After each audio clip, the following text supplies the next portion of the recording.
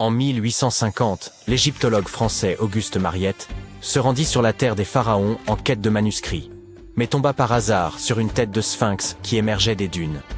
Après avoir dégagé le sable, il comprit que ce sphinx marquait l'entrée d'une structure souterraine. Quelques mois plus tard, il pénétra finalement dans le Sérapéum de Saqqara.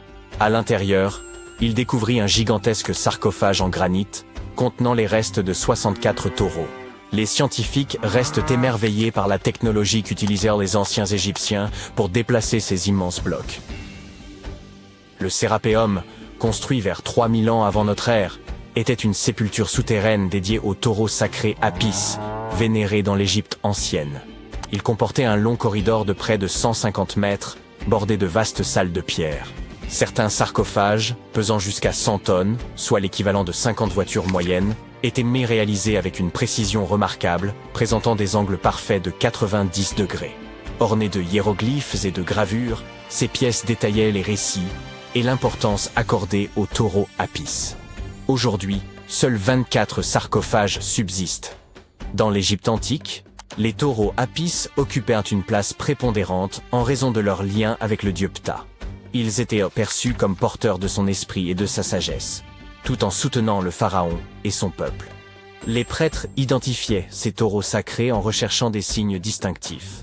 Un triangle blanc sur le front, symbole de lumière divine, une marque dorsale évoquant l'aile d'un vautour, et une forme de scarabée sous la langue, associée à la réincarnation.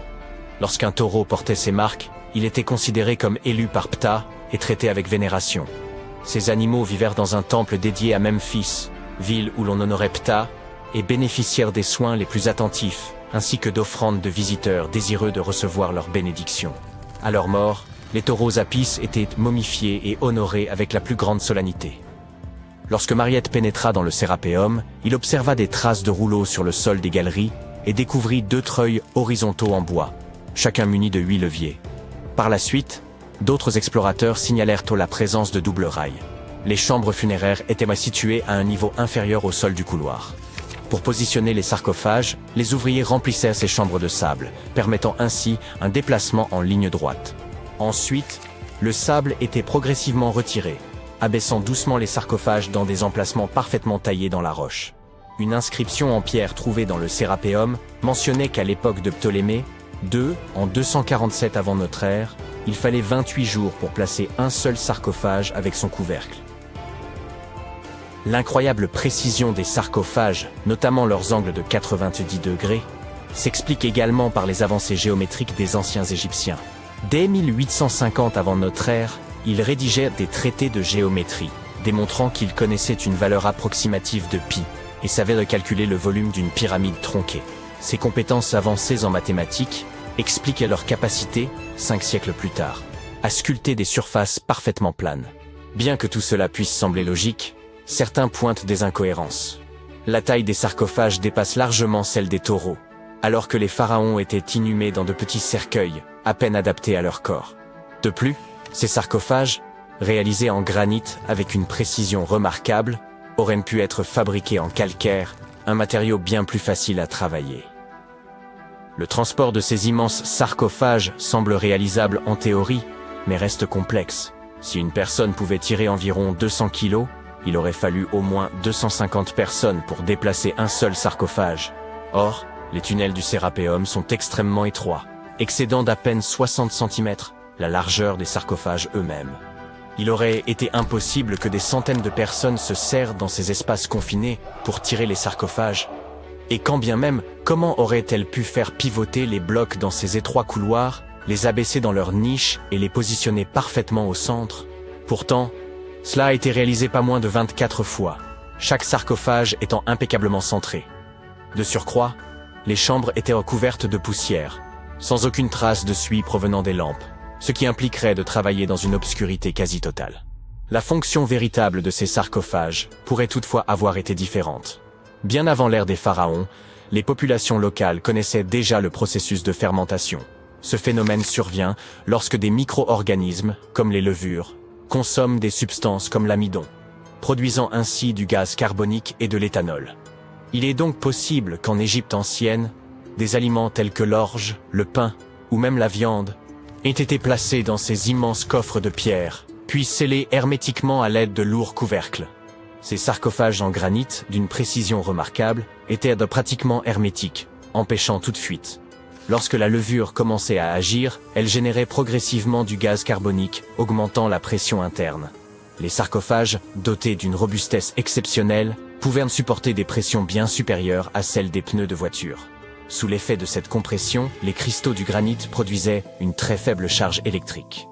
Ce phénomène était possible grâce à la présence de quartz dans le granit, un matériau réactif à la pression. Par ailleurs, l'ajout de viande ou de parties animales aurait pu favoriser le développement des levures. La viande contient en effet de l'acide oléique, un élément nécessaire pour que les levures continuent de croître et résistent aux effets toxiques de l'éthanol qu'elles produisent. Ainsi, avec l'accumulation de gaz et la production d'électricité, ces sarcophages n'auraient pas uniquement servi d'anciens garde-manger, mais auraient pu être de véritables systèmes énergétiques. Au fil du temps, la pression interne devenait si élevée qu'elle pouvait repousser le couvercle, libérant le gaz avec un bruit sec. Toutefois, lorsque le sérapéum fut redécouvert en 1850, d'anciennes peintures montrèrent que des pierres étaient empilées sur certains couvercles. Cela suggère que, dans l'Antiquité, des efforts furent entrepris pour alourdir ces couvercles afin de limiter les pertes dues à la pression interne. Ce poids additionnel permettait également aux cristaux de quartz du granit de continuer à générer davantage d'électricité sous l'effet de la pression. Si quelqu'un ouvrait l'un de ces sarcophages de pierre plusieurs millénaires plus tard, il ne découvrirait à l'intérieur que les ossements des taureaux déposés à l'origine. C'est précisément ce que Mariette a mis au jour dans les années 1850. Peu après les premières fouilles effectuées au cours de la seconde moitié du XIXe siècle, le sérapéum fut ouvert aux visiteurs. Le prince de Galles, futur Édouard VII, aurait même déjeuné avec ses invités dans l'une de ses tombes.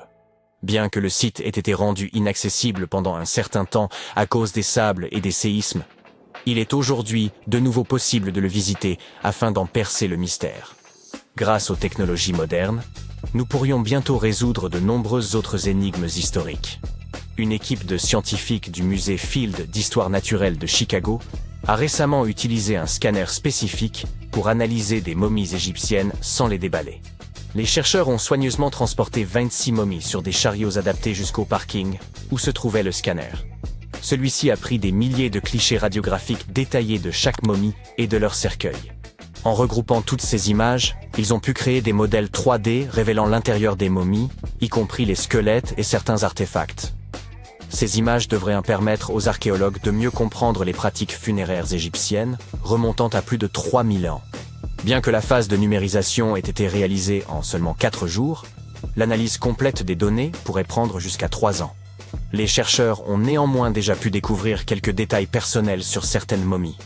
L'une des figures momifiées les plus célèbres du musée est Shennet Aa, une aristocrate ayant vécu dans l'Égypte ancienne il y a environ 3000 ans. Elle serait décédée à la fin de sa trentaine ou au début de sa quarantaine. Les embaumeurs avaient inséré du rembourrage dans son cou pour éviter qu'il ne s'affaisse, garantissant ainsi que son corps demeure intact à travers les âges. Ils avaient également placé des yeux artificiels dans ses orbites afin qu'elle conserve une apparence complète dans l'au-delà. Elle avait les grandes pyramides. Elles figurent parmi les 7 merveilles du monde antique et sont les seules à exister encore aujourd'hui. Saviez-vous que les pyramides de Gizeh n'étaient pourtant pas uniques en leur genre et qu'elles ne furent même pas les premières? Il y eut d'abord les moyennes pyramides, mais elles n'ont pas si bien marché. Bon, j'arrête de dire des sottises. Pour en revenir à notre histoire, dans l'Égypte ancienne, on croyait que les rois étaient choisis par les dieux pour servir sur terre en tant que médiateurs. Dans l'au-delà, ils étaient censés devenir eux-mêmes des dieux. Le complexe pyramidal fut donc construit pour que le roi dispose de tout ce dont il pourrait avoir besoin dans l'au-delà. Il y avait la pyramide, un palais et des temples. Le tombeau du roi, dans la pyramide, était rempli de tout le nécessaire, des meubles, de la nourriture et des objets d'or. En fait, la première pyramide a été construite 80 ans avant la première pyramide de Gizeh. Au total, il y en avait une centaine. Certaines ne furent pas achevées, car la construction prenait du temps, et tous les pharaons ne vivaient pas assez longtemps pour voir la fin des travaux. Parlons maintenant de la construction elle-même.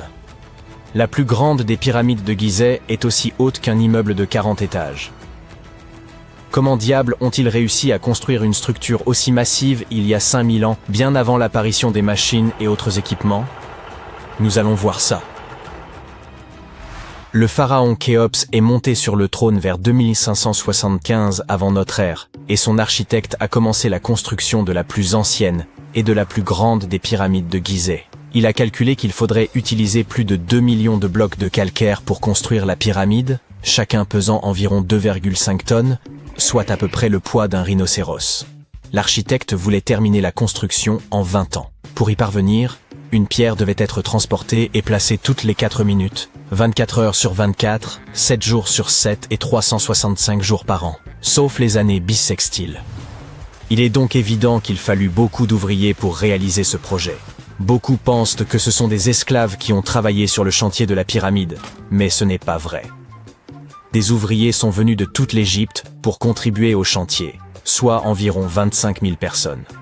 Les Égyptiens effectuaient toutes sortes de travaux, du travail manuel à la fabrication d'outils en passant par le travail administratif. Ils travaillaient tous environ 10 heures par jour, étaient logés et bien nourris, et menaient globalement une vie plus confortable que celle qu'un Égyptien moyen pouvait s'offrir à l'époque. On suppose qu'ils vivaient dans une ville provisoire située non loin et qu'ils formaient une communauté organisée dirigée par un chef puissant. Les pyramides semblent avoir été conçues pour s'aligner sur les points cardinaux et leur côté symbolise les rayons du soleil. Mais à l'époque, il n'y avait pas de boussole. Les anciens Égyptiens calculaient eux-mêmes les directions, et ce avec une précision étonnante. Pour aligner les pyramides, ils utilisèrent 2 constellations. Le chantier était situé sur la rive ouest du Nil. Cela avait également une signification symbolique. Le soleil se couche à l'ouest, et la vie devait nécessairement en faire autant. La deuxième pyramide de Gizeh fut construite pour le fils de Khéops, le pharaon Khéphren. Elle est un peu plus petite, mais c'est elle qui abrite la célèbre statue du Sphinx sans nez. Bien sûr, à l'origine, il avait un nez. Je vous raconterai bien ce qui lui est arrivé, mais c'est encore un mystère, personne ne le sait vraiment. Les sphinx ont un corps de lion et une tête d'homme. On les considérait comme les gardiens de lieux importants. Ce célèbre sphinx porte la tête du pharaon Khéphren et garde sa pyramide, face au soleil levant. Le sphinx est l'une des plus grandes et des plus anciennes statues d'or du monde. À l'origine, il n'avait pas seulement un nez, il était aussi coloré. Les scientifiques ont découvert des traces de couleur rouge sur son visage. Il est donc fort probable que le sphinx ait été peint de cette couleur. Il y a également des traces de jaune et de bleu sur son corps, une statue plutôt sympa. Jusqu'en 1800 environ, le sphinx était enterré jusqu'aux épaules, mais un aventurier accompagné d'une équipe de 160 hommes le déterra. Mais revenons à notre chantier. Les ouvriers avaient bien sûr besoin de blocs de pierre. Il y avait 2 endroits principaux où l'on pouvait s'en procurer. L'un d'eux se trouvait à proximité du site. Mais cette pierre jaune, tapissée de fossiles, ne convenait que pour l'intérieur de la pyramide. Les blocs de calcaire destinés à l'extérieur furent transportés sur 13 km grâce à des traîneaux de 2,5 mètres de long. Apparemment, il n'était pas trop difficile de les tirer. On mêlait de l'eau à la bonne quantité de sable, et ça glissait bien. 10 personnes suffisaient pour tirer un traîneau transportant une grosse pierre. Étonnamment, couper des blocs de calcaire n'était pas le plus difficile. Dans le sol, le calcaire est mou et peut être fendu assez facilement. Mais après avoir été exposé à l'air, il durcit. Le plus difficile fut donc de façonner tous ces blocs. Cette étape était cruciale, car la moindre imprécision pouvait entraîner l'effondrement de toute la pyramide. Bien, ces pierres calcaires étaient extraites, transportées sur un traîneau, façonnées. Et ensuite quoi? Comment les disposer? C'est encore un mystère. Les archéologues ont découvert les vestiges d'un système de rampes datant de l'époque de la construction des pyramides. Les historiens s'accordent donc à dire que les Égyptiens ont très probablement conçu un système unique pour déplacer et tirer ces énormes blocs. L'opinion la plus répandue est qu'il y avait plusieurs rampes autour de la pyramide. Il y avait probablement une rampe centrale avec 2 escaliers de chaque côté, construits directement sur les pierres de la pyramide. La rampe grandissait au fur et à mesure que la pyramide s'élevait. On pense que certains ouvriers gravissaient les escaliers en tirant des pierres sur des traîneaux de bois. Mais ce n'est qu'une hypothèse parmi d'autres. D'autres affirment que les rampes se trouvaient autour de la pyramide, d'autres encore qu'elles se trouvaient à l'intérieur. Peut-être que nous ne le saurons jamais, et que le mystère restera entier pour toujours. Le calcaire extérieur de la pyramide était poli avec du sable et de la pierre pour qu'il brille. Au sommet, il y avait un pyramidion en or et en argent, qui scintillait sur l'Égypte comme un deuxième soleil. Voilà comment on occupait son temps il y a 5000 ans. Parlons maintenant de l'intérieur. Curieusement, il n'y a pas grand-chose à l'intérieur de la pyramide. En très grande partie, il s'agit de pierres massives, avec très peu d'espace ouvert. Mais jetons un coup d'œil rapide. Depuis l'entrée, il y a 2 escaliers, l'un qui descend, l'autre qui monte. Ils nous mènent aux chambres. Il y en a 3 à l'intérieur. Pourquoi?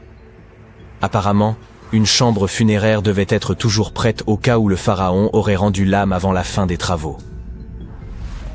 À mesure que les travaux avançaient, d'autres chambres étaient reconstruites. La dernière était la principale, c'était la chambre du roi, celle où repose Khéops. C'est la plus grande pièce, au cœur de la pyramide, et un grand passage y mène. On l'utilisait probablement pour monter le granit, servant à décorer l'intérieur. On utilisa également du granit pour fabriquer 5 étages de poutres destinés à soutenir la structure. Et apparemment, ça a bien tenu étant donné que la pyramide est restée debout pendant des siècles. Malheureusement, aucune de ces chambres ne comporte de hiéroglyphes. Si vous voulez en voir, vous devez aller voir les tombes décorées situées près des pyramides. Ces œuvres sont des représentations de la culture et de la vie quotidienne de l'Égypte ancienne. Leurs textes permettent aux chercheurs d'étudier la langue et la grammaire. Les trésors qui se trouvaient autrefois dans les pyramides ont été emportés par des pilleurs. Il existe aussi de nombreux tunnels et passages secrets à l'intérieur des pyramides. Mais aujourd'hui encore, personne n'en connaît le plan complet. Cela fait des années que les scientifiques envoient des robots, munis de caméras à l'intérieur. Mais il y a encore beaucoup de choses que nous ignorons. Aujourd'hui, ils se servent de rayons X pour scanner les pyramides de l'extérieur, sans entrer. Alors oui, les anciens Égyptiens ont bien créé un mystère que personne n'a réussi à percer en 5000 ans. Vous souvenez-vous de 2011? Eh bien, ouvrez grand vos oreilles. Un plongeur s'apprête à s'immerger profondément dans les eaux du fleuve Musi, situé au cœur d'une île indonésienne. Il est l'un des nombreux chanceux à avoir retrouvé des artefacts incroyables au fond de celui-ci. Plongeurs et pêcheurs découvrent peu à peu une civilisation de Sumatra disparue depuis longtemps. Connue sous le nom de la Cité éclatante, la cité-État de Sriwijaya était probablement la plus proche d'un véritable Eldorado à avoir jamais existé. Elle a toutefois disparu à la fin du XIIIe siècle. Et jusqu'à récemment, les chercheurs ne connaissaient même pas l'emplacement exact de celle-ci. Imaginez une civilisation bâtie sur un fleuve, un véritable monde aquatique, selon les archéologues qui ont étudié Sriwijaya. Les maisons, les marchés et les lieux de culte ont été érigés sur des pilotis de bois, au-dessus du niveau de l'eau. Ses habitants se déplaçaient, comme les Vénitiens modernes, dans de simples bateaux. Sriwijaya était connu comme un empire maritime prospère et respecté. Il a existé du 7e au 11e siècle. Il faisait partie de la route de la soie, et toute personne voyageant d'est en ouest devait transiter par la cité. Ses souverains étaient avisés et sont parvenus à prendre le contrôle du détroit de Malacca, permettant ainsi à la cité d'obtenir un contrôle total sur les routes commerciales de la région. Le moins que l'on puisse dire, c'est que son nom avait quelque chose d'honorifique. Sriwijaya se traduit du sanskrit par « éclatante victoire » ou simplement « glorieuse ». La cité était un important comptoir commercial de l'époque. Elle était stratégiquement située sur les routes commerciales les plus influentes de l'ancien monde, ce qui signifie que ses habitants sont devenus extrêmement riches. Les anciennes sociétés les plus prospères avaient pour habitude d'exhiber ouvertement leur or et leurs richesses. Elles utilisaient souvent ces métaux précieux en guise d'offrandes à leurs divinités. Ou elles les utilisaient pour créer de grandes statues et pour en faire les parures de leurs rois et de leurs reines, ainsi que les décorations de leurs palais. Sriwijaya n'échappait pas à la règle.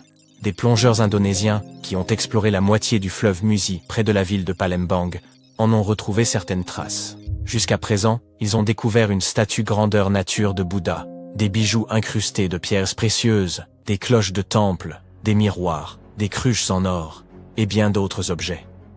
Aucune fouille archéologique officielle n'a été effectuée dans la région, Ces artefacts sont donc les premiers éléments de l'empire de Sriwijaya jamais retrouvés. Sean Kingsley, un archéologue maritime britannique qui a rapporté ces découvertes, ne cache pas sa surprise. Longtemps, les gens ont spéculé sur la véritable richesse de Sriwijaya. Et il semble que les rumeurs aient été confirmées. Nous partons de zéro, dit-il. Nous ne savons pas quels vêtements portaient les habitants de Sriwijaya, quels étaient en tout leur goût, ou quel genre de poteries ils utilisaient pour se nourrir.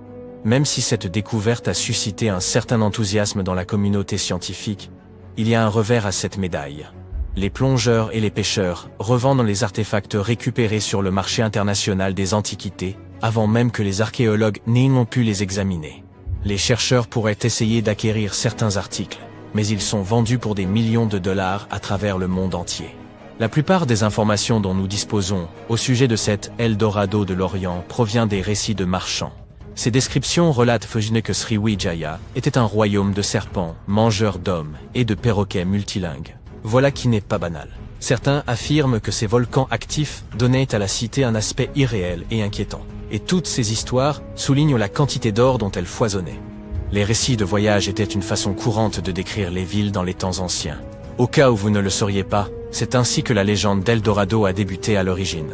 Alors que les explorateurs européens débutèrent leur excavation des terres sud-américaines au XVIe siècle, ils se disaient qu'une civilisation amazonienne avait pour coutume de peindre ses chefs en or et d'offrande aux divinités.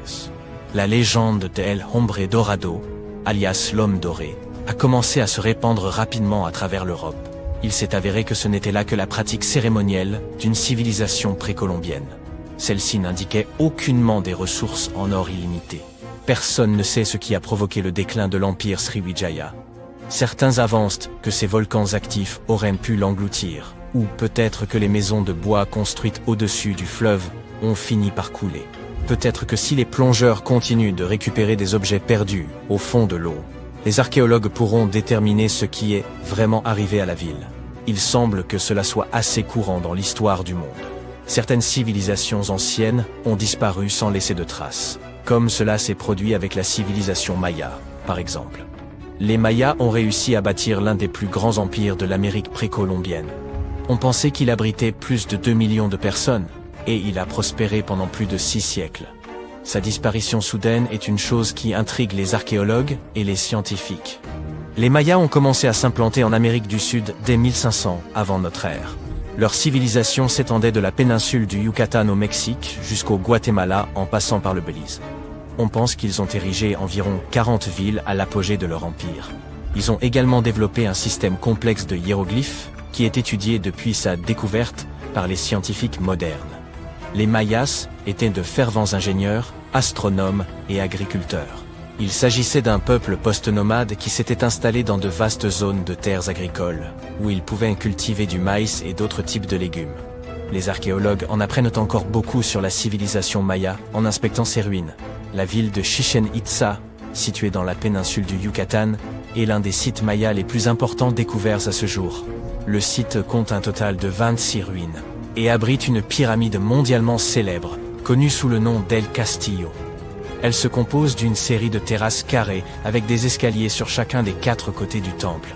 Elle a été construite en hommage au dieu serpent à plumes. Les Mayas étaient de tels prodiges de l'architecture qu'ils ont réussi à construire une pyramide qui projetait une ombre particulière. Plus précisément, en fin d'après-midi pendant les équinoxes de printemps et d'automne, la pyramide projette plusieurs ombres triangulaires qui créent l'illusion d'un serpent à plumes rampantes long de l'édifice. Et ils ont créé cela sans aucune des technologies que nous avons aujourd'hui. La ville est tellement incroyable que depuis 2007, elle est considérée comme l'une des 7 merveilles du Nouveau Monde. La civilisation maya a prospéré pendant plus de 6 siècles grâce à un système de gestion des ressources avisé et à de solides connaissances astronomiques. Les Mayas étaient capables de prédire avec précision les éclipses et, au seul moyen de leur technologie rudimentaire, pouvaient même localiser Vénus et Mars. Ils avaient mis tout ce qu'il fallait pour prospérer beaucoup plus longtemps qu'ils ne l'ont réellement fait. C'est pourquoi la chute des Mayas intrigue autant les scientifiques modernes. Personne n'a été capable de comprendre tout à fait ce qui a conduit à leur déclin, du moins jusqu'à une découverte récente. Une étude réalisée par la NASA prétend pouvoir expliquer ce qui aurait pu se passer. Les archéologues ont découvert un échantillon de pollen piégé pendant plus de 1200 ans dans d'anciennes couches de sédiments lacustres, qui remontent à l'époque précédente pour l'effondrement de cette civilisation. L'analyse a révélé quelque chose de complètement nouveau sur les Mayas.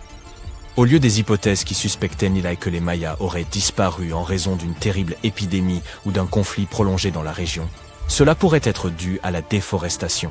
Il se peut que pour construire tout leur royaume, ils aient dû abattre beaucoup d'arbres. Sans arbres, leur sol aurait pu s'éroder, et toute leur terre fertile aurait pu lentement mais sûrement devenir stérile. Selon les chercheurs de la NASA, les températures dans la région auraient pu augmenter d'environ 6 degrés. Et à partir de ce moment-là, le sol serait devenu encore plus sec, et les cultures plus difficiles à entretenir. En gros, la NASA dit que les Mayas sont devenus incapables de faire la seule chose qui les faisait prospérer, à savoir l'agriculture, et leur royaume a commencé à décliner. Ah, oui, et cette théorie a été étayée par une autre découverte. Sécante, cosinus, tangente, sinus, 3,14159. C'était le cri de ralliement du club de trigonométrie à l'époque. Pour tous les autres élèves du cours de mathématiques, des termes tels que sinus, tangente et pi étaient tout simplement déconcertants. Qui les a inventés et pourquoi? Leur seul but était-il de rendre les choses plus difficiles pour les élèves? Eh bien, pas tout à fait. La trigonométrie a été inventée par les anciens Égyptiens. Ils avaient besoin de ces connaissances pour construire leurs pyramides, et ils ont fait du bon travail. La grande pyramide de Gizeh est toujours debout aujourd'hui, quelques 4500 ans après sa construction. Et personne n'a fait de réclamation. Sortons donc de cette salle de classe, et partons pour un voyage dans le temps, afin de percer les secrets de la précision des anciens Égyptiens. Vous voici sur le chantier de la Grande Pyramide, à une quinzaine de kilomètres du Caire en Égypte. La ville n'est pas encore là. Vous n'êtes entouré que du désert et des nombreux ouvriers. Ils transportent de gros blocs de pierre pesant chacun 2,5 tonnes. Ces blocs se trouvent sur des traîneaux de bois qui eux-mêmes reposent sur de gros cylindres. Une équipe de 8 hommes fait rouler ces blocs en avant. Cela fait tout de suite penser au rouleau d'une caisse enregistreuse de supermarché. Le principe est exactement le même, mais l'échelle est plus grande, beaucoup plus grande. Les scientifiques estiment que les Égyptiens ont utilisé 2,3 millions de blocs de ce type rien que pour la Grande Pyramide. Et le bloc qui se trouve devant vous est l'un des plus légers. Le plus lourd d'entre eux pesait près de 15 tonnes. Mais d'où venaient tous ces blocs? La plupart provenaient de carrières situées autour de Gizeh. Ce n'est pas très impressionnant, pensez-vous. Mais attendez de savoir comment les ingénieurs de l'Antiquité ont transporté du granit sur 800 km jusqu'à la pyramide. À l'époque, il n'y avait ni chemin de fer, ni autoroute. Mais il y avait le Nil, ce fleuve puissant. Les chercheurs pensent même que les Égyptiens ont creusé un canal pour relier le Nil directement au site de construction des pyramides. Il suffisait alors d'attendre le début de la saison des crues, et le tour était joué. La montée des eaux faisait flotter les lourds blocs de pierre. Mais comment ont-ils ensuite soulevé tous ces énormes cailloux sur la terre ferme pour les empiler ainsi jusqu'au sommet? Disposaient-ils de grues gigantesques? Les anciens Égyptiens ont contourné ce problème, littéralement.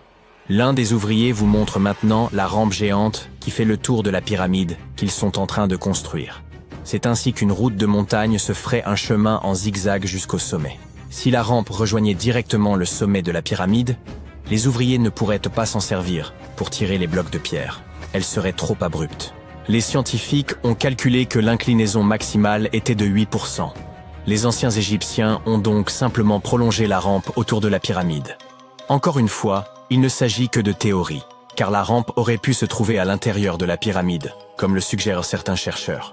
La méthode de construction exacte reste un mystère, gardé jalousement par le Sphinx. C'est son vrai nom, n'est-ce pas? Eh bien c'est faux.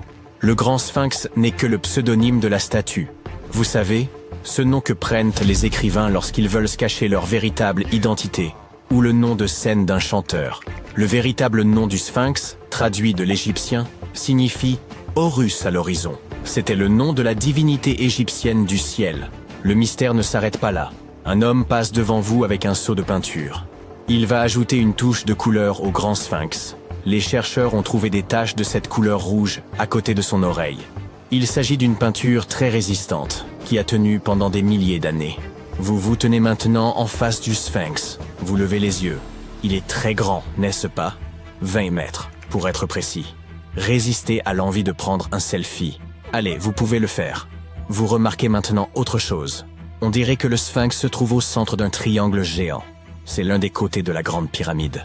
Et non, vos yeux ne vous jouent pas des tours, le Sphinx se trouve vraiment au centre de la face latérale de la pyramide. C'est ici que les mathématiques entrent en jeu. Une pyramide a 4 faces, appelées faces latérales.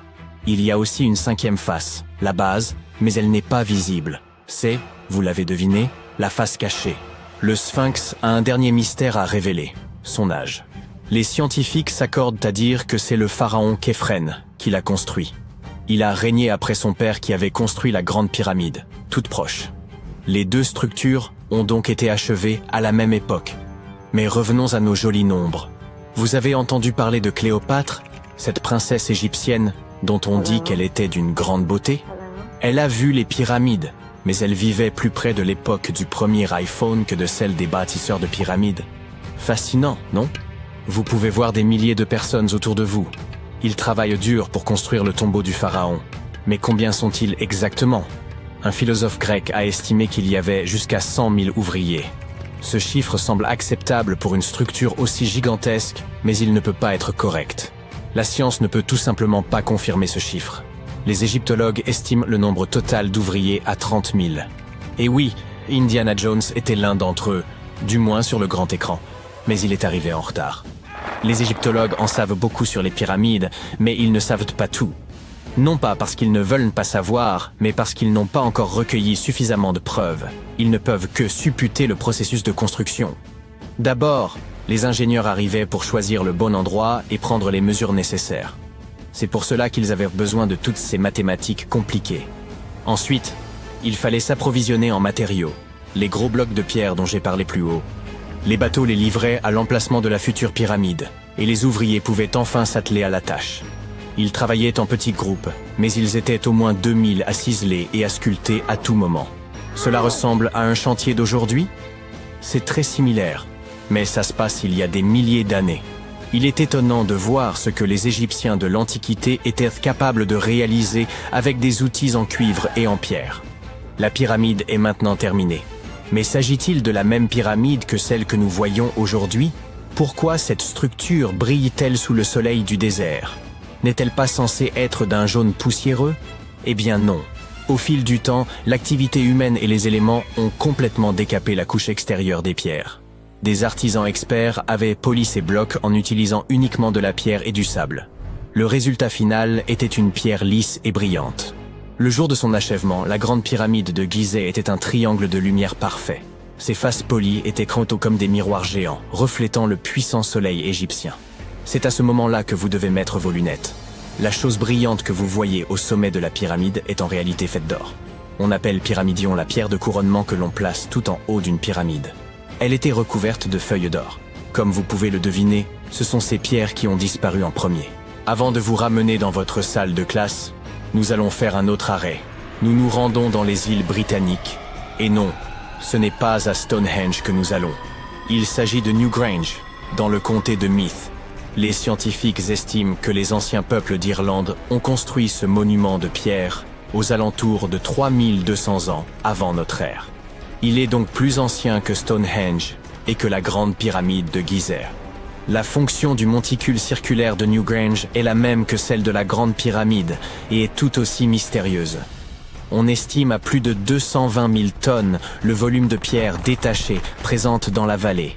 Et il ne s'agit pas de pierres jetées au hasard sur une pile.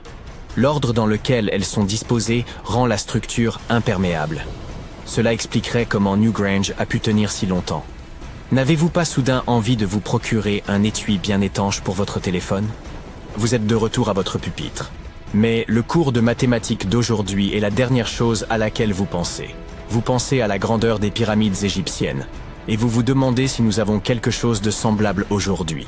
Eh bien, sachez que les ingénieurs modernes sont tout aussi impressionnés que vous par la grande pyramide.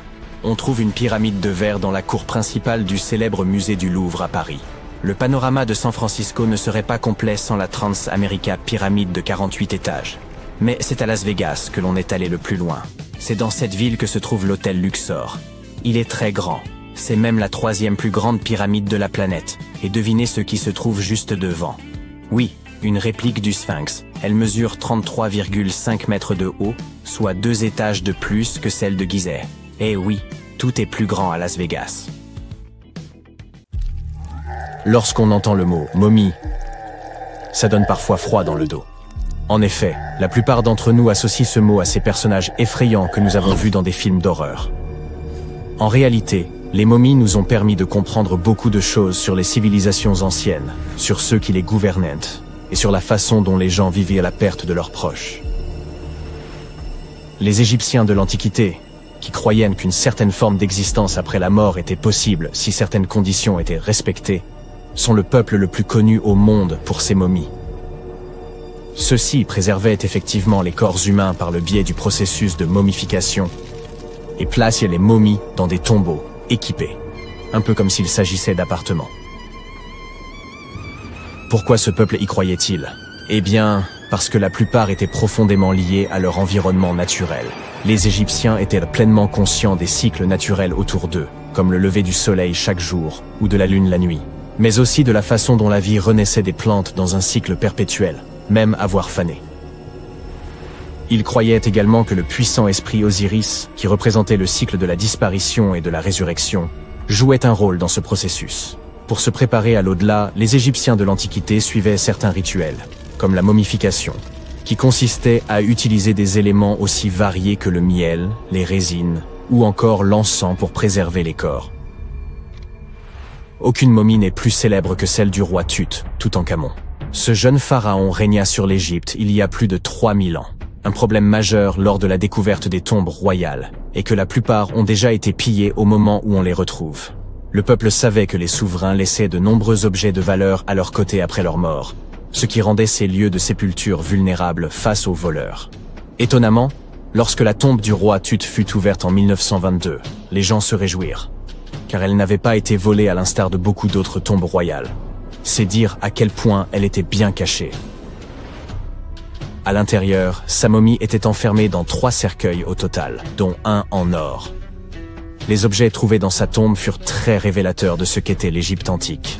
L'étude de sa momie nous a également permis d'en savoir plus sur la culture et les pratiques en vigueur à l'époque où il est décédé. Enfin, les recherches liées à son ADN nous ont conduit à obtenir des informations sur sa famille.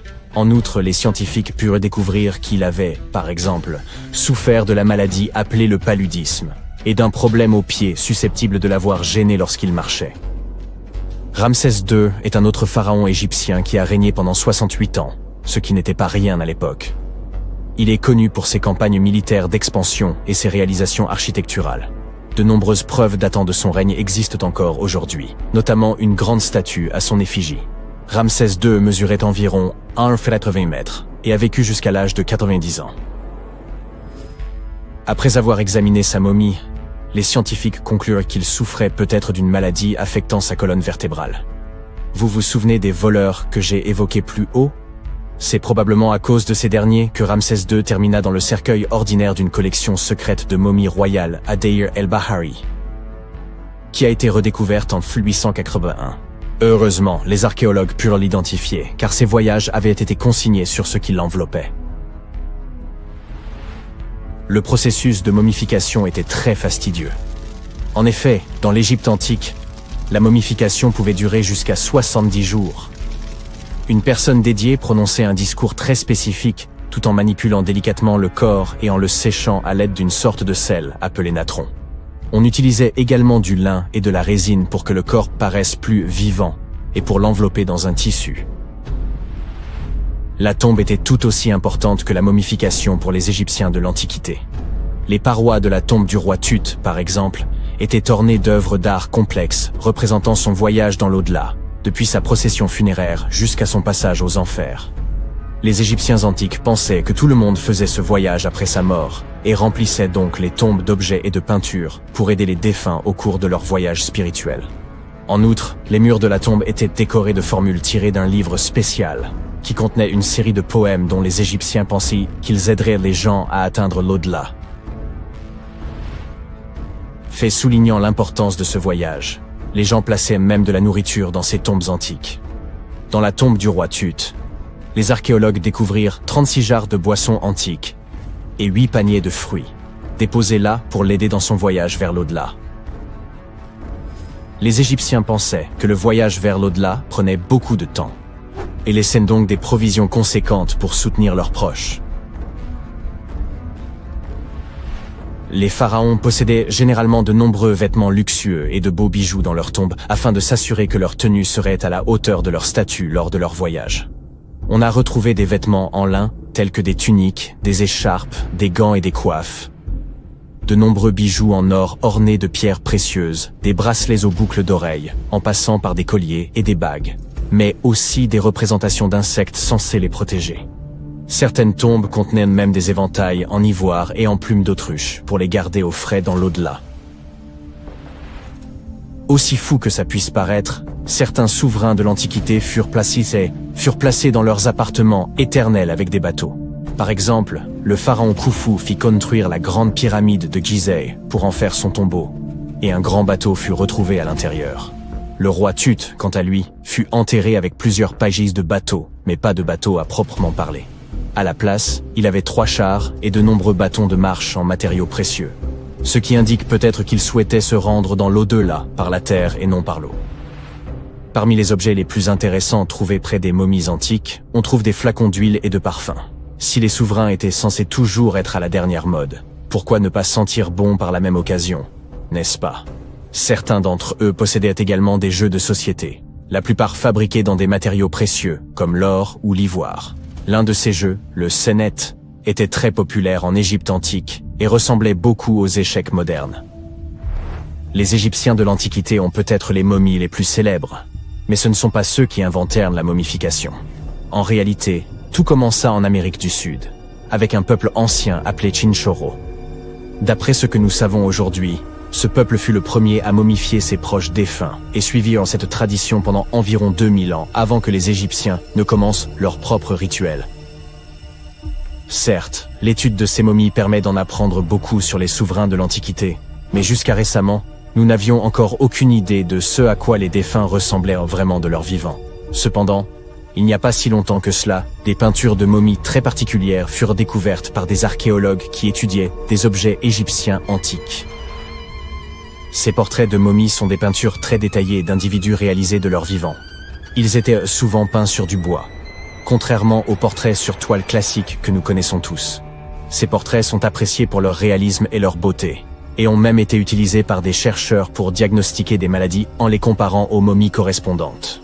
Certains de ces portraits comportent également des représentations de bijoux, qui ont été retrouvés plus tard sur les momies.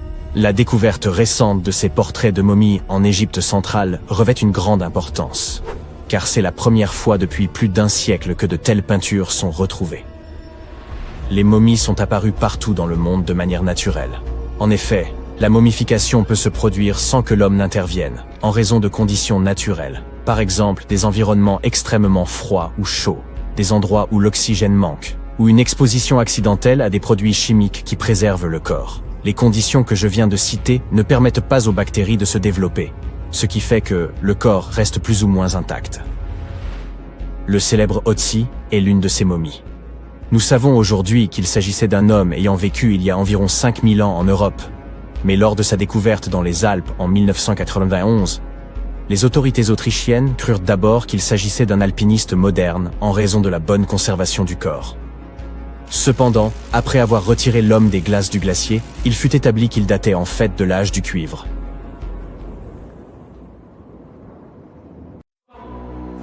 Il pourrait y avoir eu plus d'espèces humaines dans l'histoire qu'on ne le pensait. Dans une région de l'Est de la Chine, des scientifiques ont découvert les restes d'un être humain ayant vécu il y a environ 300 000 ans. Ils ont trouvé une mâchoire et des parties d'un crâne. Ils ont soigneusement étudié ces os pour les comparer à ceux d'autres humains anciens et modernes. Les restes eux-mêmes n'étaient pas si inhabituels.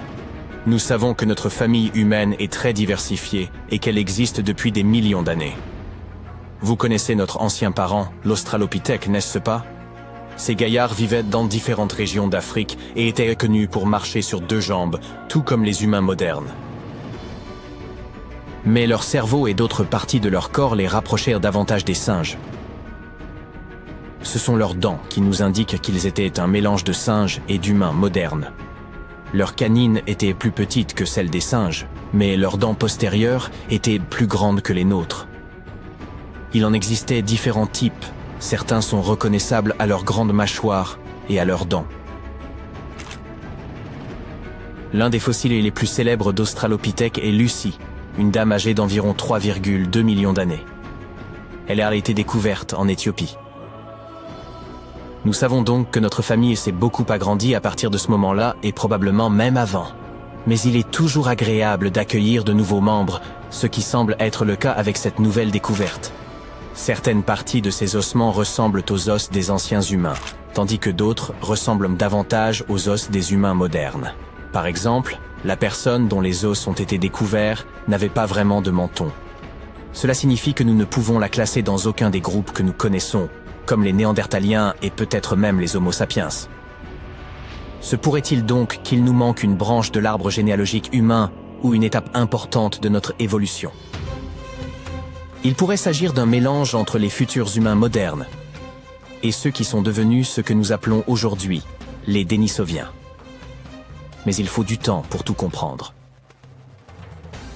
Nous ne savions pas grand-chose sur les Denisoviens non plus, jusqu'à ce que nous trouvions des ossements dans une grotte de montagne. Ces os sont très rares et nous n'avions que quelques morceaux à analyser. Mais leurs gènes nous en ont appris beaucoup plus sur leur passé que leurs fossiles. Différents types d'êtres humains ont vécu sur cette planète, mais au fil du temps, ils se sont dispersés. Un groupe est parti vivre en Afrique, c'est notre espèce, l'Homo sapiens. Un autre groupe s'est rendu en Europe. C'est ainsi que sont nés les Néandertaliens. Mais certains de ces anciens groupes humains se sont déplacés jusqu'en Asie. C'est là que l'on trouve la trace d'une nouvelle espèce intéressante, les Denisoviens. Il semble que ces derniers soient donc les cousins à la fois des hommes modernes et des Néandertaliens. Ces trois espèces ont en fait partagé un ancêtre commun il y a environ 765 000 ans. On ne sait toujours pas pourquoi les Néandertaliens et les Denisoviens ont suivi des voies différentes. Selon une théorie, ce serait principalement dû au fait que la calotte glaciaire arctique s'est étendue vers le sud jusqu'à la mer Noire, séparant ainsi l'Europe de l'Asie. La vie, ou mieux encore, la planète, les a tenus à distance pendant très longtemps. De plus, ils n'ont cessé de changer de lieu de vie, toujours à la recherche de quelque chose de mieux, comme toutes les autres espèces humaines avant et après eux. Mais cela n'a pas duré éternellement. Les scientifiques ont trouvé des gènes provenant de deux groupes de Denisoviens, l'un en Asie continentale et l'autre dans un endroit appelé Mélanésie. Il semble donc qu'après des milliers et des milliers d'années de développement indépendant, les membres de ces trois populations, Néandertaliens, Denisoviens et humains modernes, se soient retrouvés et se soient répandus sur toute la Terre. 5% du génome du Denisovien subsiste, non pas dans la région où les scientifiques ont trouvé leurs ossements, mais chez des personnes vivant à des milliers de kilomètres de là, en Asie du Sud-Est, par exemple en Papouasie-Nouvelle-Guinée. Mais les scientifiques pensent que la grotte où ils ont trouvé ces restes de Denisoviens pourrait constituer l'endroit le plus septentrional qu'ils aient atteint. Survivre leur aurait été impossible s'ils étaient allés plus au nord. De là, ils ont ensuite voyagé jusqu'au sud de l'Indonésie. Cela leur a été possible car, à leur époque, le niveau de la mer était plus bas qu'aujourd'hui, et l'Indonésie était donc reliée à l'Asie continentale. Mais ils n'ont probablement pas atteint l'Australie, qui était encore séparée par l'océan. Et ces trois groupes se sont également mélangés. Des scientifiques ont trouvé l'os d'une fille, dont la mère était néandertalienne et le père dénisovien. C'est le seul être humain hybride de première génération que nous ayons découvert. Elle a même reçu un surnom sympa, Denis. L'un des mystères concernant les Denisoviens est celui de leur disparition. Peut-être se sont-ils tellement mélangés aux autres humains qu'ils se sont fondus dans la masse. Il est également possible que les ancêtres des humains modernes aient été plus forts, qu'ils aient eu de meilleurs outils, ou qu'ils aient apporté des maladies qui ne les ont pas affectés, mais qui ont affecté les Denisoviens. Le climat et l'endroit où ils vivaient peuvent également avoir joué un rôle. Les Denisoviens ont vécu dans des environnements très divers, des régions froides de l'Asie à l'Indonésie tropicale. Les changements climatiques et les défis posés par les différents habitats auraient même pu être très difficiles à surmonter. Mais il est difficile de tracer des lignes strictes dans notre arbre généalogique. De toute façon, nous n'en sommes qu'à nos débuts, et qui sait combien de nouveaux membres nous sommes sur le point de découvrir. Il y a un demi-siècle, une équipe de scientifiques a eu l'idée qu'une collection de fossiles trouvés dans la vallée du Grand Rift en Tanzanie étaient en fait les restes d'une nouvelle espèce humaine. C'est à cette époque que nous avons accueilli l'Homo habilis dans la famille. Il s'agissait d'une grande découverte à l'époque, car les gens croyaient généralement que l'histoire de notre évolution était très simple. Il y a d'abord eu les Australopithèques, qui ressemblaient à des singes. Après eux, il y a eu l'Homo erectus, l'homme debout. Il vivait très probablement en Afrique il y a environ 2 millions d'années, mais il s'est rapidement répandu en Eurasie. C'est la première espèce humaine connue à avoir parcouru de si longues distances pour trouver un meilleur cadre de vie. Ils ressemblaient à des humains et se comportaient comme tels. En outre, ils ont probablement été les premiers de nos ancêtres à apprendre à se servir du feu. Ils ont peut-être aussi été les premiers à faire cuire des aliments, et nous leur en sommes reconnaissants. La cuisson des aliments est une innovation qui a rendu le régime alimentaire de l'homme plus nutritif, et qui nous a permis de faire grandir nos cerveaux et de devenir plus intelligents. Donc, oui, l'Homo habilis a rendu les choses plus compliquées. Ils pouvaient marcher sur 2 jambes, mais ils étaient aussi plus doués pour grimper aux arbres que pour marcher sur le sol comme nous. De plus, leur cerveau était plus petit que ce qu'on attend de trouver chez un humain. Au début, il semblait que ces fossiles provenaient d'une toute autre famille, liée à d'autres créatures qui ressemblaient à des singes. Mais des fouilles de plus en plus poussées ont montré que même si ses mâchoires et ses dents étaient similaires, l'Homo habilis était plus grand et un peu différent. Son nom signifie « homme habile », car il était probablement capable de fabriquer et d'utiliser des outils simples. La recherche d'autres fossiles en Afrique n'a pas été facile, car l'équipe de chercheurs a dû faire face aux animaux sauvages et à des conditions très éprouvantes. Mais ils ont fini par trouver des dents et un crâne étrange qui était, encore une fois, différent des ancêtres que nous connaissions. Ces dents étaient très grandes, ce qui a valu à ce nouveau venu le surnom de « casse-noisette ». Pendant longtemps, tout le monde a cru que cette espèce avait évolué pour manger des aliments durs. Mais les dents fossilisées n'étaient pas très abîmées, si bien qu'on pense désormais qu'il mangeait en réalité des aliments relativement tendres. Cette découverte pourrait bien nous aider à comprendre l'évolution de nos dents. Et là, dans les mêmes couches de sol où reposait Casse-Noisette, les chercheurs ont trouvé d'anciens outils en pierre. Au début, ils se sont dit que ces outils avaient appartenu à cette espèce-là. Mais en continuant à creuser, ils ont trouvé d'autres fossiles qui ne correspondaient pas à Casse-Noisette. Cela signifie que quelqu'un d'autre avait fabriqué ces outils. Mais je vous raconterai cette histoire une prochaine fois. Une jeune femme autrefois éclatante de beauté fut découverte inhumée avec une immense faucille en travers du cou. Aucun indice de violence ou de crime ne fut relevé. Pourtant, la peur avait manifestement poussé quelqu'un à l'enfermer dans cette tombe, allant jusqu'à attacher un cadenas à l'orteil de son pied gauche. Il souhaitait la maintenir à jamais dans cette sépulture, redoutant qu'elle ne se relève pour assouvir sa vengeance.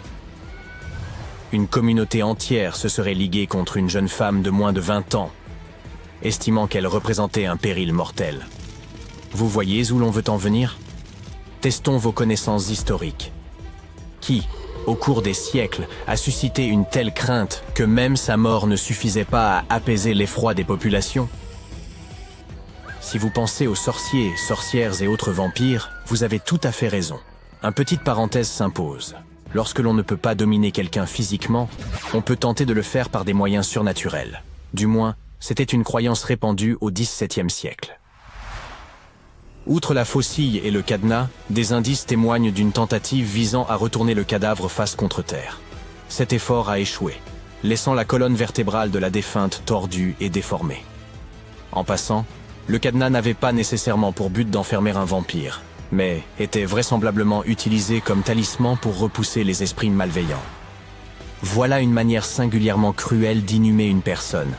Pourtant, ce procédé était courant pour aménager des sépultures dites anti-vampires.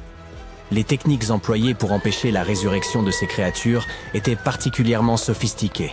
Permettez-nous d'introduire un concept. Les tombes anti-vampires, également appelées tombes de revenants, datent de plusieurs millénaires et ont été mises au jour en divers lieux à travers l'Europe.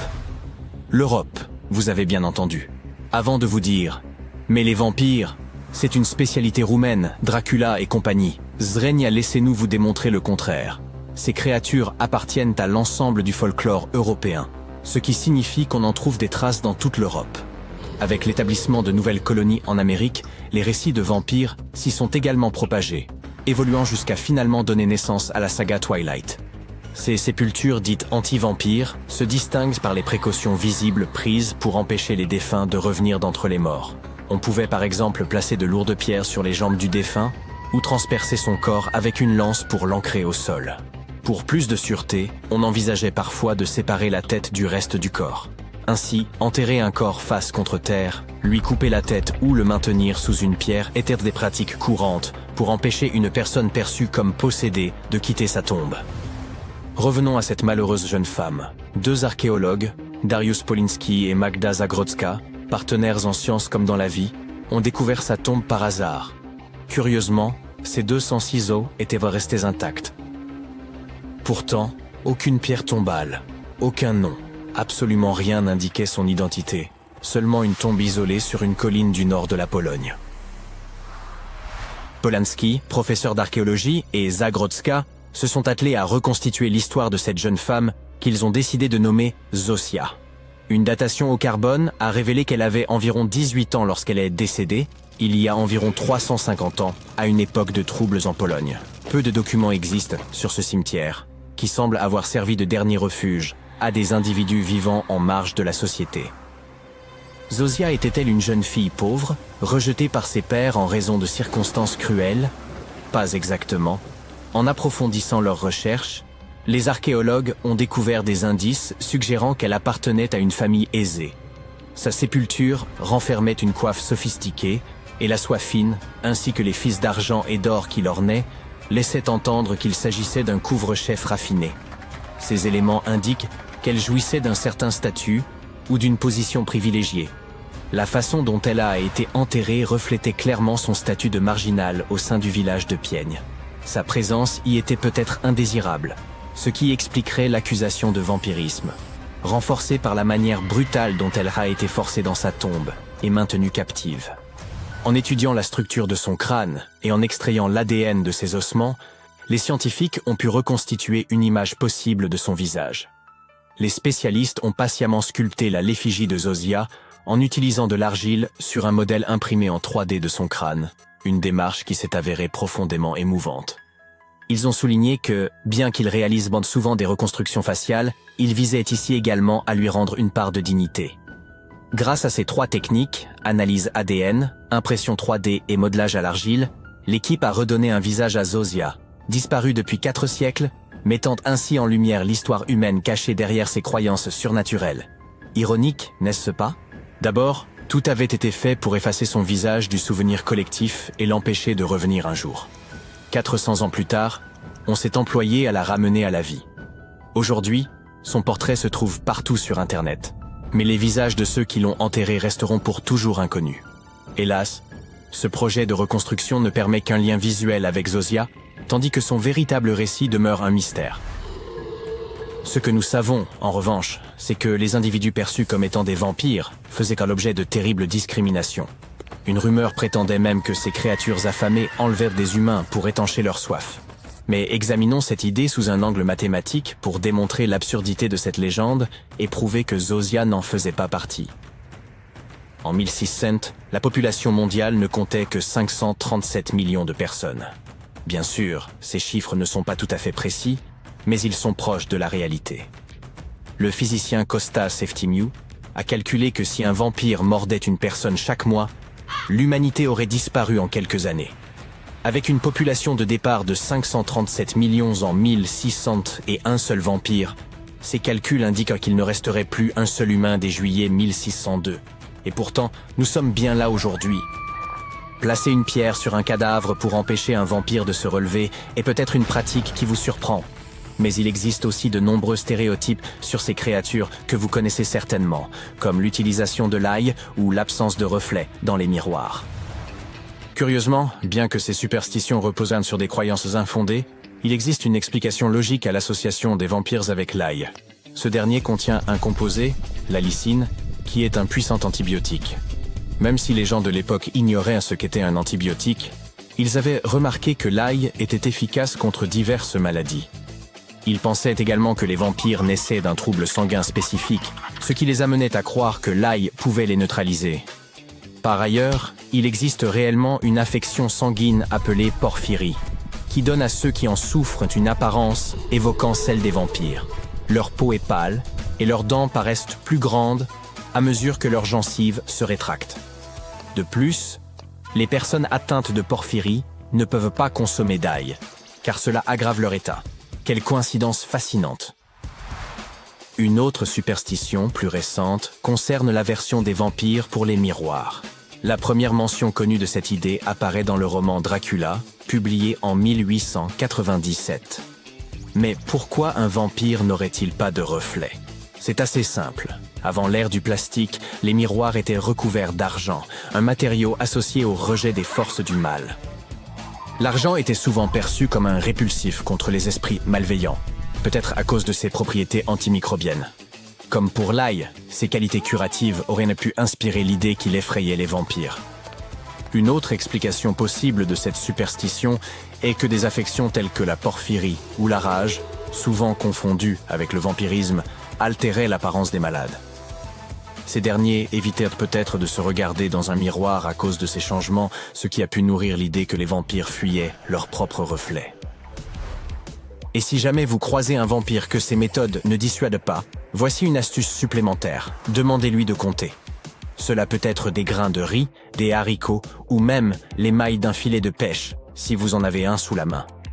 Les vampires, paraît-il, sont obsédés par les chiffres, ce qui les détournera de leur objectif. Imaginez une créature dotée d'un corps rappelant celui d'une seiche, avec des yeux montés sur des tiges ressemblant à un serre-tête fantaisie, des nageoires ornant sa queue, et un long nez effilé qui se termine par une bouche garnie de dents, ou peut-être une pince. Et oui, le monstre de Tully est en chasse. C'est incontestablement l'une des créatures étranges que vous aimeriez le moins croiser en plongée sous-marine. Heureusement, cette espèce a disparu il y a 300 millions d'années. Découverte dans l'Illinois au cours des années 50, cette créature marine atypique a longtemps divisé la communauté scientifique quant à sa véritable nature. Certains chercheurs pensaient qu'il s'agissait d'un vertébré, c'est-à-dire une créature dotée d'une colonne vertébrale, tout comme les humains. Toutefois, une équipe de chercheurs japonais a récemment étudié de nombreux fossiles du monstre de Tully, recourant à une technologie laser avancée pour les analyser en détail et en 3 dimensions. Bien que de nombreux mystères entourent encore le monstre de Tully, les scientifiques ont fini par déterminer qu'il ne possédait pas de colonne vertébrale. L'étape suivante a consisté à identifier quel type d'invertébré il pouvait être. Ressemblait-il à un Amphioxus, qui présente des similitudes avec les vertébrés, ou était-il plus proche des escargots et des vers? Ils ont également mis en évidence une segmentation au niveau de la tête, qui s'étendait depuis le corps. Une caractéristique absente chez les créatures dotées de structures osseuses. Pourtant, ces dernières années, certains scientifiques ont avancé l'hypothèse que le monstre de Tully pourrait être apparenté aux poissons sans mâchoire, comme les lamproies. Ces créatures, qui appartiennent au groupe le plus ancien de vertébrés, la superclasse des cyclostomes, ne sont guère plus plaisantes à regarder. Contrairement aux monstres de Tully, les lamproies ne sont pas éteintes.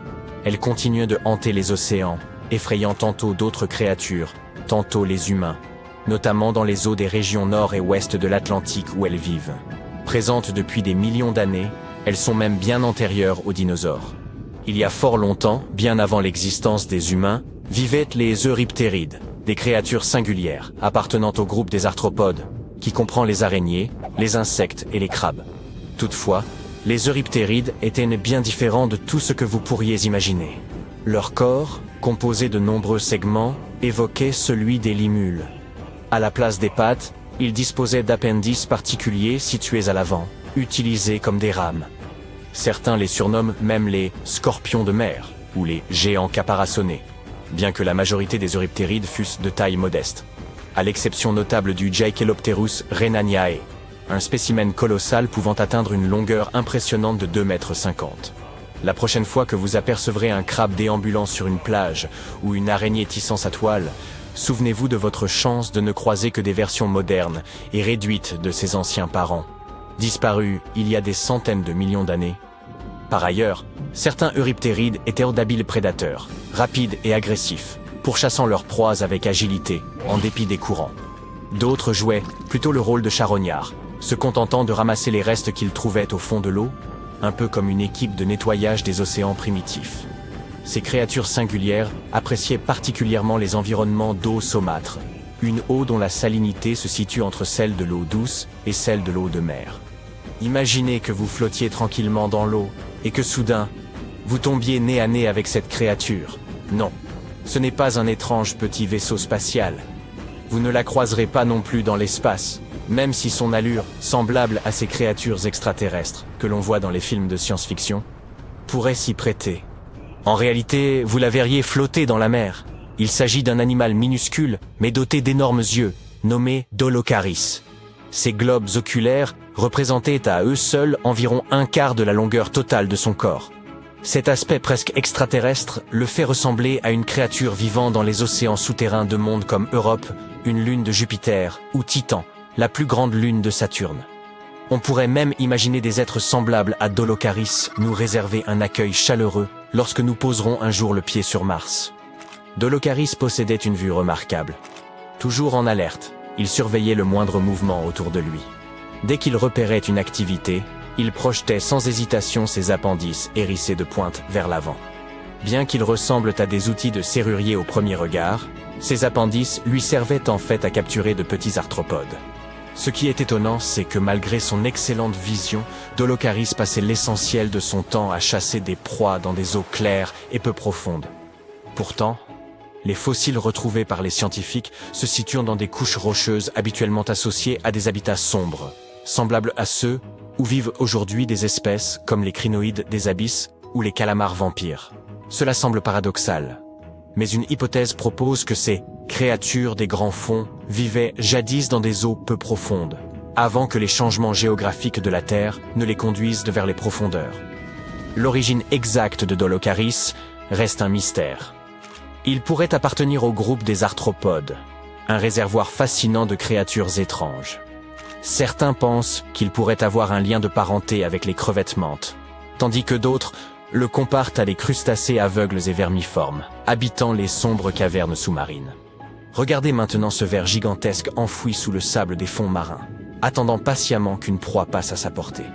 Ces créatures anciennes étaient des chasseresses redoutables, parfaitement camouflées dans leurs tanières sablonneuses.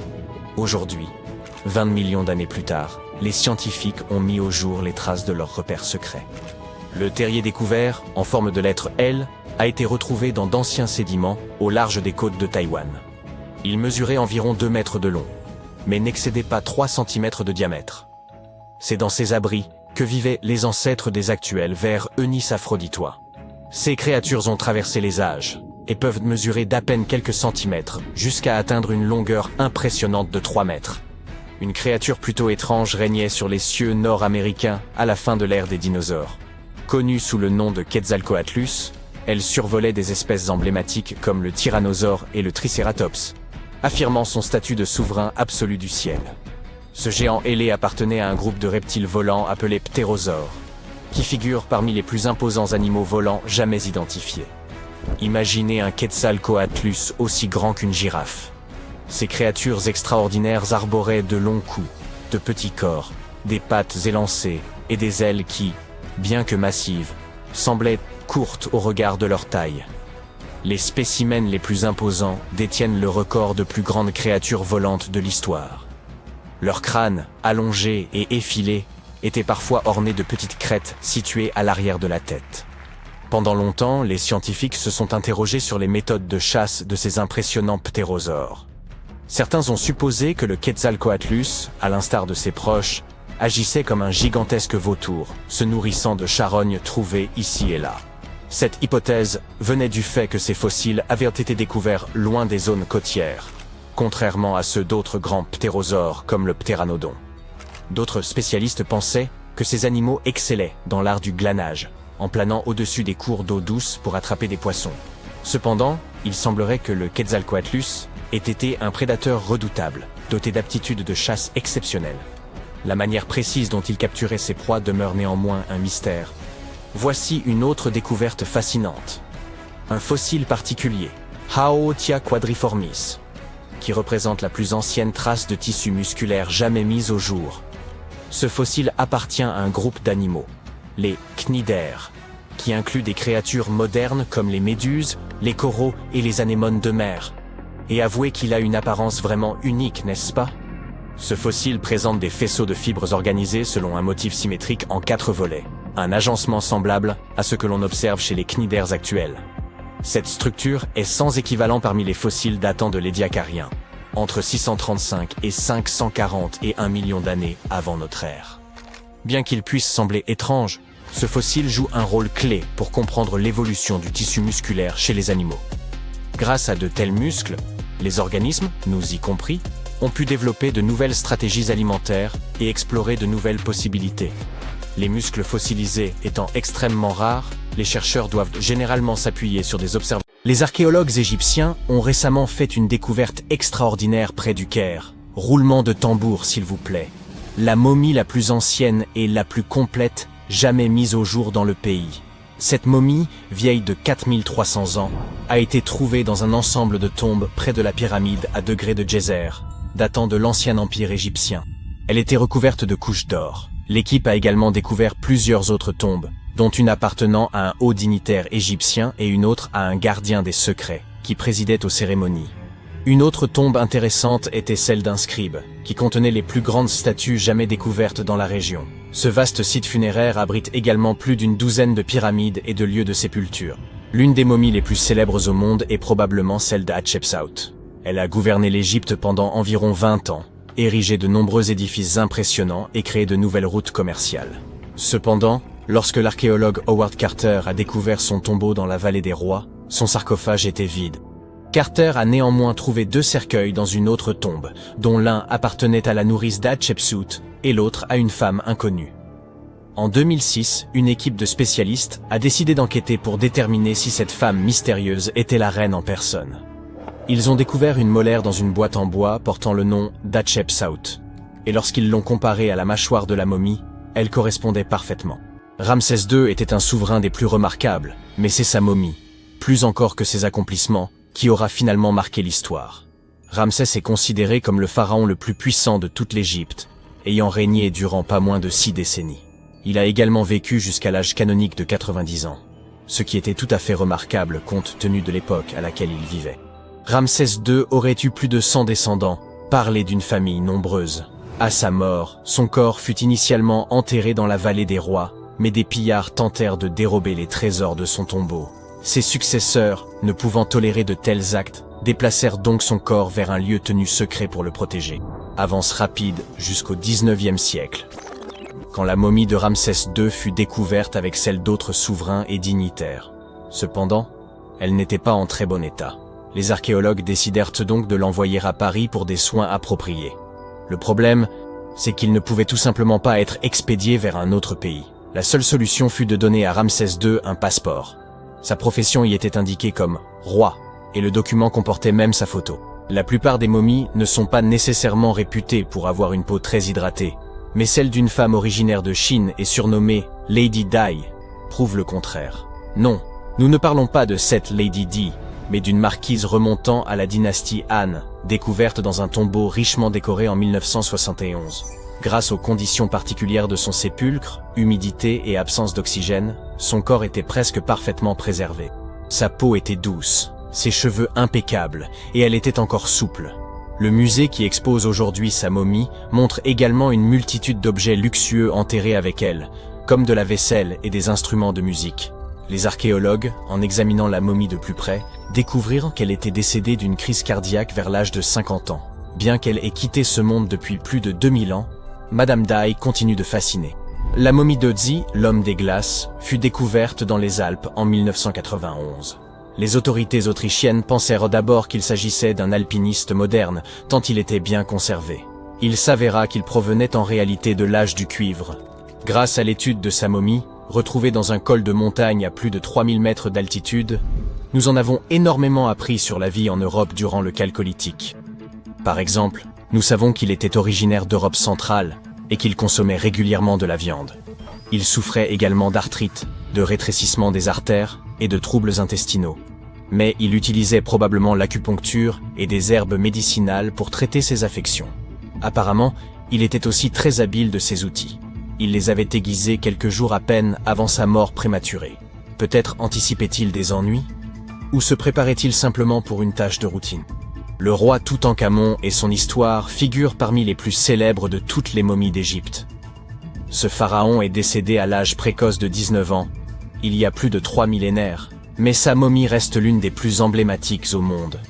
Lorsque son tombeau a été ouvert en 1922, l'excitation était à son comble car il était encore intact, contrairement à de nombreux autres tombeaux royaux. Il contenait des sarcophages somptueusement ornés, dont un en or massif. Non seulement le tombeau de Toutankhamon nous a offert un aperçu de l'histoire de l'Égypte ancienne, mais sa momie nous a également beaucoup appris sur l'époque dans laquelle il vivait. L'analyse de son ADN a permis d'identifier ses parents et a révélé que le pharaon souffrait d'une rare maladie osseuse qui aurait pu le rendre invalide. Ginger est probablement l'une des momies les plus fascinantes dont vous entendrez jamais parler. Il ressemble à un voyageur temporel venu d'il y a 5000 ans, arborant encore ses cheveux dorés et ses ongles parfaitement préservés. Ginger a été découvert en Égypte et est considéré comme le corps momifié le plus ancien jamais découvert. Avant que les Égyptiens ne maîtrisent l'art de la momification, ils plaçaient les corps dans des tombes peu profondes, dans le sable chaud et sec. Comme ce dernier absorbait toute l'eau, les bactéries ne pouvaient ne pas se reproduire, et le corps était ainsi préservé naturellement. Aujourd'hui, les scientifiques ne sont pas certains que la préservation de Ginger était intentionnelle, mais étant donné que sa sépulture était constellée de poteries, il est probable que ceux qui l'y ont enterré aient connu des techniques de préservation avancées. Si vous souhaitez rencontrer Ginger en personne, il est actuellement exposé au British Museum. Un collectionneur d'art néerlandais a acquis une statue de Bouddha en Chine et a fait une découverte surprenante. Elle contenait une momie cachée à l'intérieur. Hélas, le corps était trop fragile pour être déplacé. Il a donc fallu le laisser sur place. La partie la plus impressionnante est que cette momie a plus de 1000 ans et qu'elle avait été exposée pendant 200 ans avant d'être enfermée dans cette statue. Lorsqu'ils en ont effectué la tomographie, les scientifiques ont découvert que la momie était remplie de morceaux de papier couverts d'écriture. Les experts pensent qu'il aurait pratiqué l'automomification, un processus radical impliquant un régime alimentaire particulier et un thé qui rend le corps moins susceptible aux bactéries. Seules quelques personnes pouvaient accomplir ce rituel, et celles qui y parvenaient étaient profondément respectées. Peu de reines égyptiennes ont autant intrigué les scientifiques et les historiens que la sublime Néfertiti. Si l'on en croit ses effigies, elle était renommée pour son cou élancé, ses grands yeux et ses pommettes saillantes. Son nom se traduit d'ailleurs par « La belle est venue ». Si ça ce n'est pas de la prédestination. Bien qu'elle ne fût pas pharaon elle-même, Néfertiti a tout de même réussi à laisser une empreinte durable. Les archives suggèrent qu'en tant qu'épouse royale, elle était extrêmement influente. En raison de son pouvoir, elle était certes admirée, mais s'était également fait de nombreux ennemis tout au long de sa vie. Elle était également liée à Toutankhamon, mais pas par le sang. Il s'agissait de sa belle-mère. Jusqu'à présent, sa momie n'a toujours pas été identifiée, mais cela pourrait bientôt changer. Un égyptologue, qui a fouillé des tombes dans la vallée des rois, a découvert 2 momies qu'il pense être celles de Néfertiti et de sa fille. Selon les spécialistes, nous pourrions bientôt obtenir une réponse définitive quant à l'identité de ces 2 dépouilles. Si l'une d'elles s'avère être Néfertiti, nous pourrions être en présence d'une découverte majeure. L'analyse ADN et la tomographie de la momie pourraient nous offrir l'image la plus complète et précise de la reine que nous ayons jamais vue.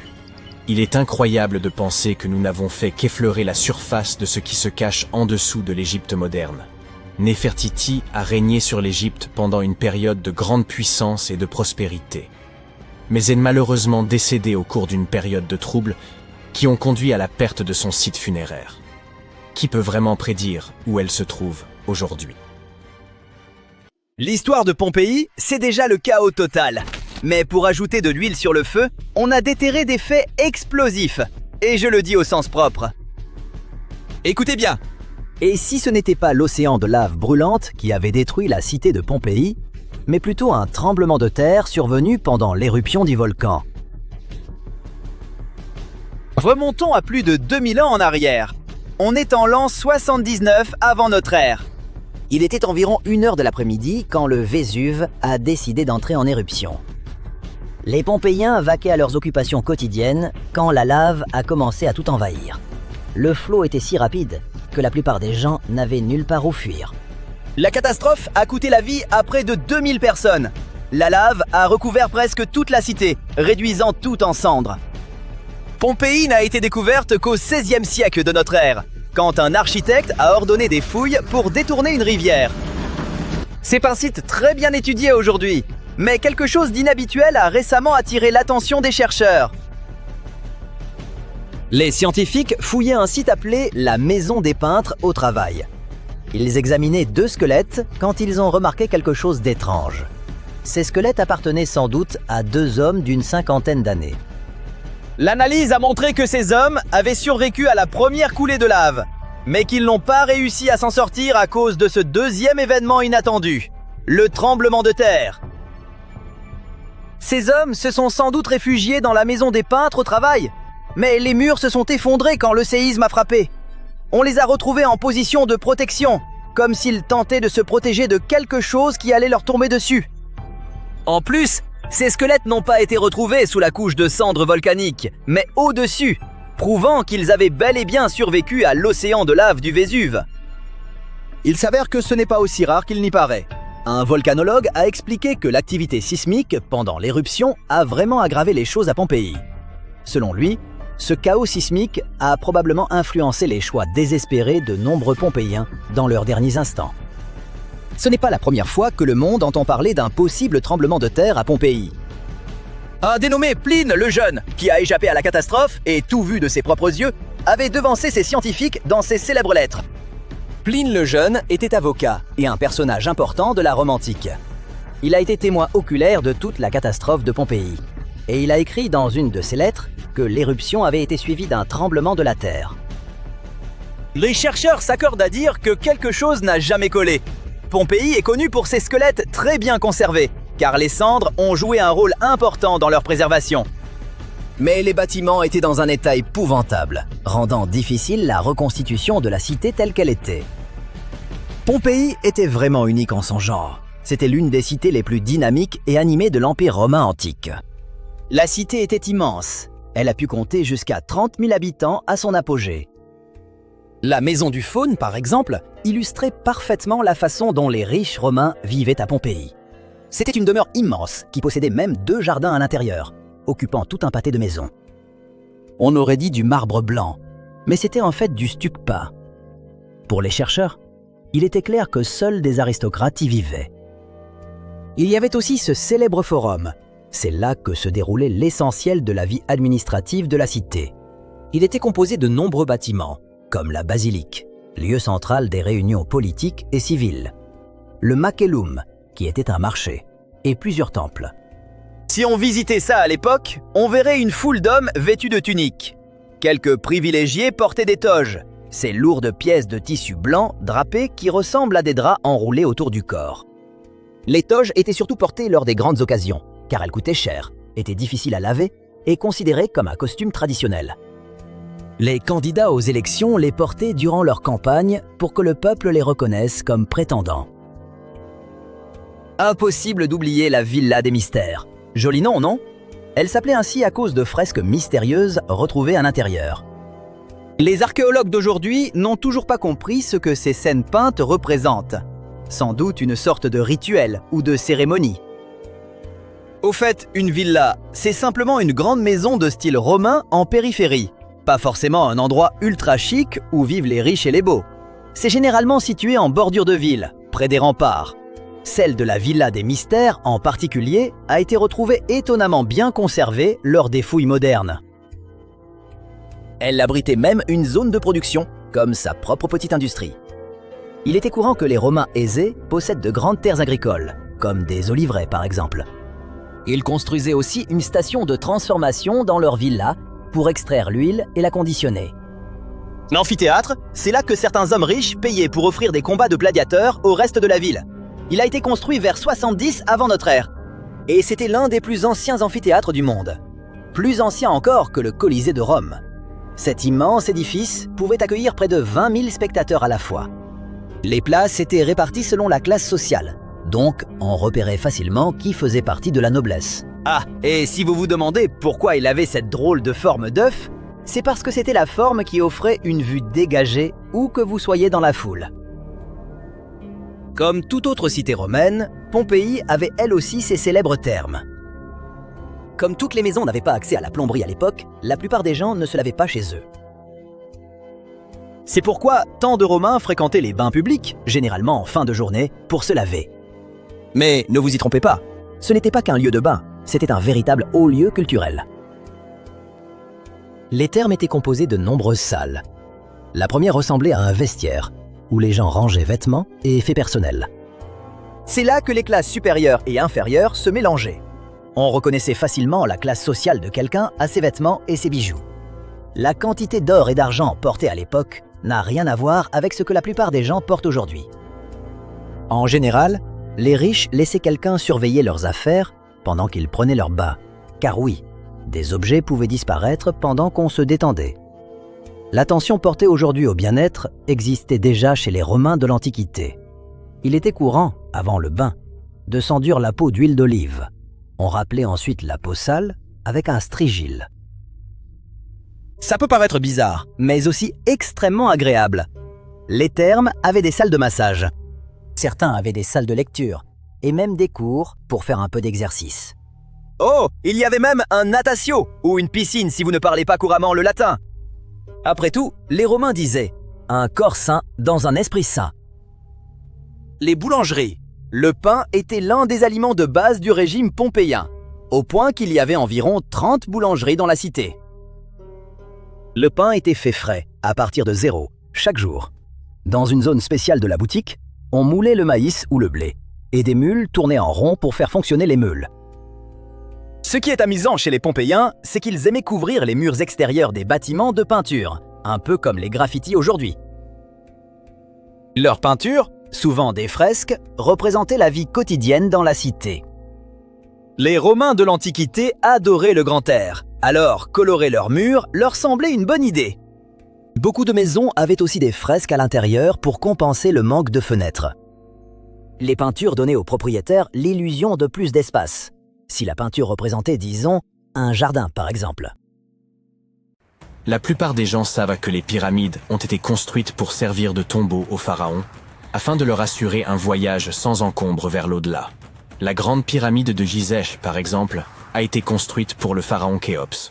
Mais ce que la plupart des gens ignorent, c'est que cette tradition de construction de pyramides a commencé ici même, avec la pyramide à degrés de Djéser, il y a environ 4700 ans.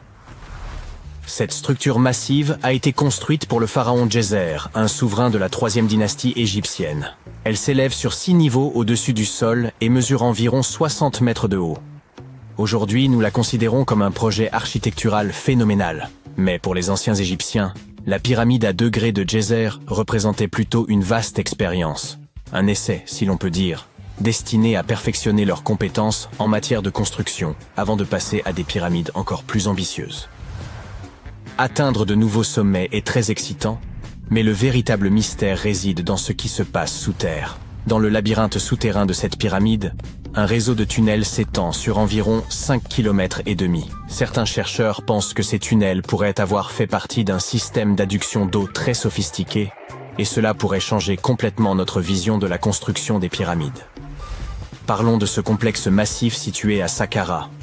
Autour de la pyramide, il y a ce qu'on appelle une douve sèche, une tranchée continue qui fait environ 50 mètres de large et près de 3 km de long. Elle forme une sorte de rectangle autour de la pyramide. Cette tranchée a une profondeur moyenne d'une vingtaine de mètres. Si l'on additionne toute la terre et la roche creusée pour créer cette douve, cela représente environ 10 fois le volume de la pyramide elle-même. Pendant longtemps, les gens ont pensé que cette tranchée n'était rien d'autre qu'une immense carrière, un endroit où l'on avait extrait de la pierre et de l'argile pour construire la pyramide à degrés. C'est logique, non? Mais en y regardant de plus près, on s'est aperçu qu'il n'en était rien. La tranchée est trop étroite et trop profonde pour avoir été exploitée, et son tracé ne correspond à rien de ce que nous savons des méthodes d'extraction de l'Égypte ancienne. De plus, certaines sections de la tranchée sont recouvertes d'un plafond rocheux, ce qui aurait rendu son utilisation comme carrière pratiquement impossible. Une théorie suggère que la douve sèche avait une signification spirituelle. Il s'agissait peut-être d'un lieu sacré, où les âmes des nobles se réunissaient pour servir le roi défunt dans l'au-delà. Des niches dans les murs évoquent bien cette fonction spirituelle. Mais la plupart des chercheurs pensent qu'elle n'a été développée que bien plus tard, longtemps après la construction du complexe. Alors, à quoi la douve servait-elle vraiment? En 2020, un chercheur a émis une idée assez intrigante. Il est possible que cette tranchée ait été conçue pour recueillir et canaliser l'eau, en particulier après de fortes pluies. Cela semble logique si l'on considère son emplacement.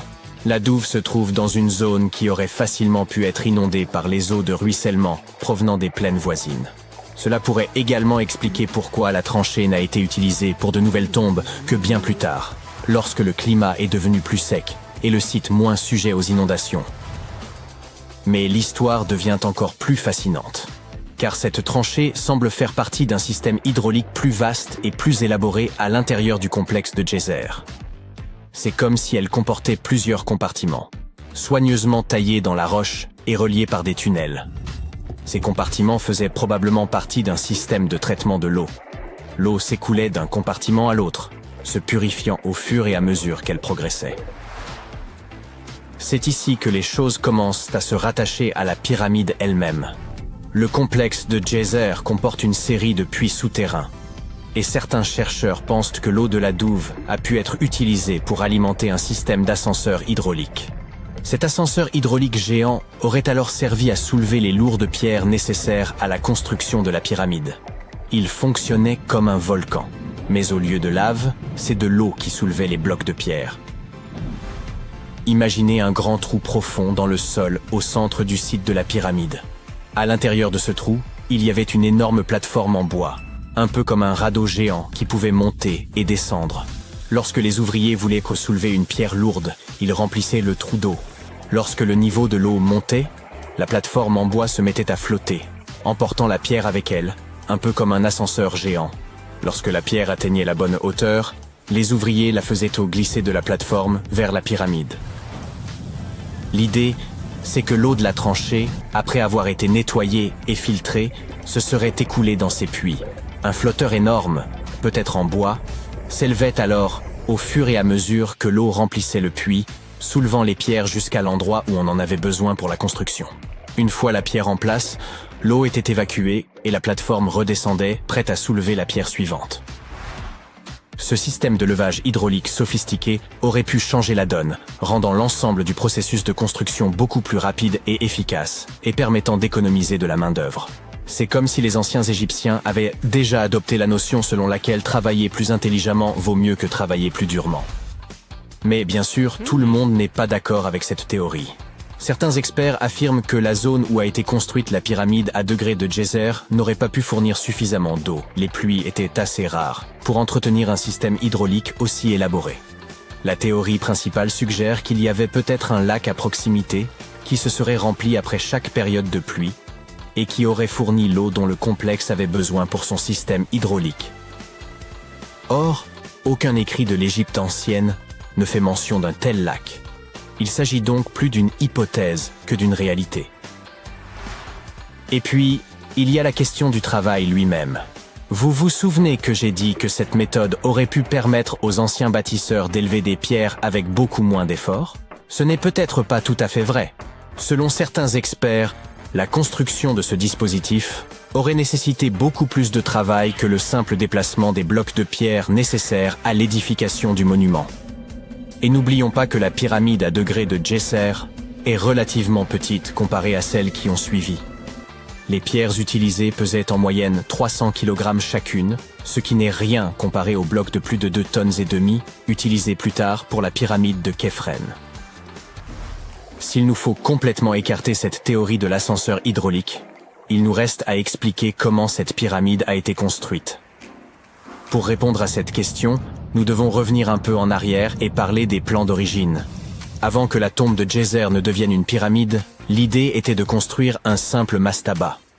Ce type de tombeau était assez courant dans les périodes antérieures. Une structure rectangulaire à toit plat avec des côtés inclinés. Mais une fois le mastaba original terminé, ils auraient décidé de l'agrandir un peu en ajoutant quelques couches supplémentaires. Ils auraient ensuite ajouté d'autres couches jusqu'à ce que la construction atteigne 6 niveaux distincts, chacun plus petit que le précédent. Et ils auraient probablement fait tout cela en soulevant ces lourdes pierres à l'aide de passerelles, et non d'un ascenseur hydraulique. Nous ignorons encore beaucoup de choses sur la pyramide à degré de Djéser. Des recherches supplémentaires sont certainement nécessaires pour comprendre comment ce système fonctionnait, ou s'il a même existé. Mais l'idée d'utiliser de l'eau pour construire une pyramide apporte une nouvelle dimension à notre compréhension de l'ingénierie de l'Égypte ancienne. Cela nous rappelle avec force à quel point ces bâtisseurs étaient intelligents et ingénieux, mettant à profit les ressources naturelles dont ils disposaient pour créer l'un des monuments les plus emblématiques de l'histoire.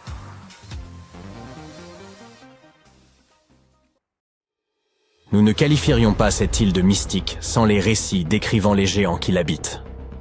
L'île de Gozo, située à Malte, sert de toile de fond à une légende ancienne. Malte, nation insulaire nichée dans la mer Méditerranée, au sud de l'Europe, occupe une position stratégique exceptionnelle. Au fil de son histoire, elle a été gouvernée par de nombreuses civilisations, parmi lesquelles les Phéniciens, les Grecs, les Romains et les Carthaginois.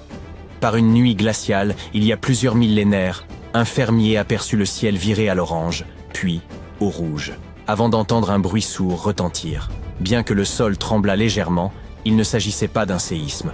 En scrutant la forêt, il distingua une silhouette colossale, plus haute que les arbres.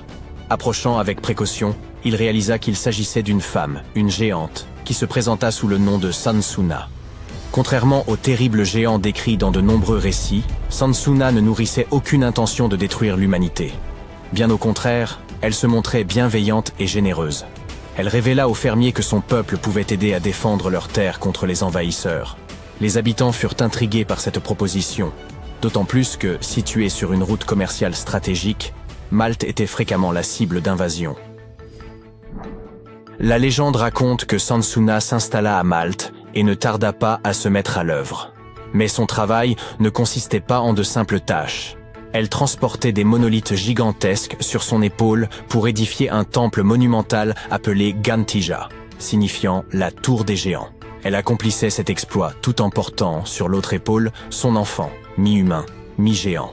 Selon certains récits, Sansuna se nourrissait exclusivement de haricots et de miel, bien que d'autres substituent le miel par de l'eau. Ce qui prête à sourire, c'est que Malte, malgré sa modeste taille, 10e plus petit pays au monde, aurait été la terre d'accueil de géants. Allez comprendre. Le temple évoquait un immense jeu de Tetris, certaines pierres atteignant le poids impressionnant de 20 éléphants. Ces blocs monolithiques sont si massifs que les spécialistes estiment qu'il aurait fallu la force conjointe de 50 hommes pour en soulever un seul. Aussi captivante que soit cette histoire, les humains n'ont jamais prouvé l'existence réelle des géants, rendant ce récit hautement improbable. Certains textes anciens mentionnent brièvement une espèce de géant appelé Néphilims. Ces derniers auraient été des colosses terrifiants, responsables de nombreux ravages sur Terre, avant de disparaître au moment du déluge. Cependant, aucune preuve tangible de leur existence n'a jamais été découverte, jusqu'à l'apparition d'un élément intrigant. L'archéologie maltaise a mis au jour plusieurs découvertes étonnantes au fil des années, dont l'une des plus marquantes est connue sous le nom de crâne de l'hypogée. Ce terme, d'origine grecque, signifie « souterrain ». Ce site extraordinaire fut découvert au cours de la première décennie du XXe siècle, lorsqu'un appel urgent parvint au directeur du Musée national de Malte. Des ossements remarquables avaient été déterrés par accident, nécessitant son expertise immédiate. L'hypogée se présentait comme une véritable ville souterraine, composée de labyrinthes et de salles réparties sur plusieurs niveaux. Ces structures avaient été taillées dans un calcaire similaire à celui utilisé pour les temples maltais situés en surface. L'hypogée regorgeait de précieuses reliques et d'artefacts inestimables. Les chercheurs ont rapidement établi que l'hypogée servait de lieu de dernier repos pour les habitants de l'époque. Parmi les découvertes figuraient de nombreux ossements, squelettes et surtout des crânes. Ces derniers n'étaient pas des crânes humains classiques, mais appartenaient à la catégorie dite allongée. Plus intriguant encore, ces crânes ont été dissimulés au public pendant de nombreuses années, alimentant des spéculations et donnant naissance à une multitude de théories. Cette découverte a constitué un tournant pour l'archéologie maltaise, même si les scientifiques se sont retrouvés démunis face à cette énigme. Certains se sont interrogés sur l'origine de ces crânes, se demandant s'ils étaient naturels ou avaient été altérés, en sachant que certaines cultures utilisaient des techniques de déformation crânienne. D'autres chercheurs ont évoqué des hypothèses plus audacieuses, allant des petits hommes gris aux géants légendaires. Certains suggèrent même que ces crânes allongés pourraient être des sculptures dédiées à des divinités venues d'ailleurs. Faute de preuves pour confirmer ces théories, une question demeure. Qui étaient réellement les bâtisseurs des temples mégalithiques de Malte? Examinons les faits établis par les scientifiques. Les temples mégalithiques de Malte se dressent depuis 3500 ans avant notre ère, ce qui les rend encore plus anciens que les pyramides d'Égypte. La véritable énigme réside dans le fait que ces édifices aient été érigés bien avant l'apparition de l'écriture. Pourtant, leur construction nécessitait des compétences technologiques avancées que l'on peine à expliquer. Le temple de Gantija semble défier toute logique humaine par son ampleur. Le temple sud possède un couloir bordé de 4 salles ovales, évoquant la forme d'un grand trèfle. Dans l'une de ces salles, les archéologues ont découvert des autels ornés de motifs en spirale. Ces structures, vraisemblablement utilisées à des fins rituelles, témoignent de l'importance des pratiques spirituelles chez les premiers Maltais. Le temple nord, bien que similaire dans sa conception, est plus modeste et dispose d'une entrée si basse qu'elle oblige les visiteurs à se courber pour y pénétrer. Ce détail pourrait symboliser un geste de déférence envers les divinités vénérées en ces lieux.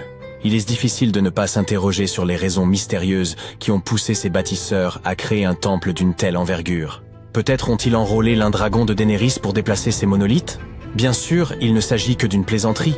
Mais saviez-vous que les célèbres portes de Medina, à Malte, avaient servi de décor pour Port-Réal dans l'épisode 3 de la première saison de Game of Thrones? Quoi qu'il en soit, revenons aux géants. La théorie selon laquelle ces lieux avaient une vocation rituelle a gagné en crédibilité lorsque les archéologues ont mis au jour des figures énigmatiques surnommées les Dames Grasses. Ces petites statues, au corps rond et au visage reflétant une grande joie de vivre, semblent témoigner d'un certain hédonisme. Ces statues rappellent étrangement une version miniature de Sunsuna, la géante évoquée précédemment. Les scientifiques estiment qu'elles figuraient probablement le bien-être et la prospérité. Leur existence atteste non seulement des compétences artisanales avancées des anciens Maltais, mais aussi de l'intentionnalité de leur construction et de leurs créations artistiques. L'une de ces œuvres, connue sous le nom de « La Dame endormie », est une pièce d'art néolithique représentant une femme de forte corpulence, allongée sur le côté, semblant dormir paisiblement. Après des analyses approfondies, les chercheurs ont supposé qu'elle incarnait la grande faucheuse. Découverte dans l'hypogée, un vaste lieu de sépulture, cette statue se distingue des autres dames grasses, notamment par sa coiffure et sa jupe ornée de broderies. Une autre statue intrigue particulièrement.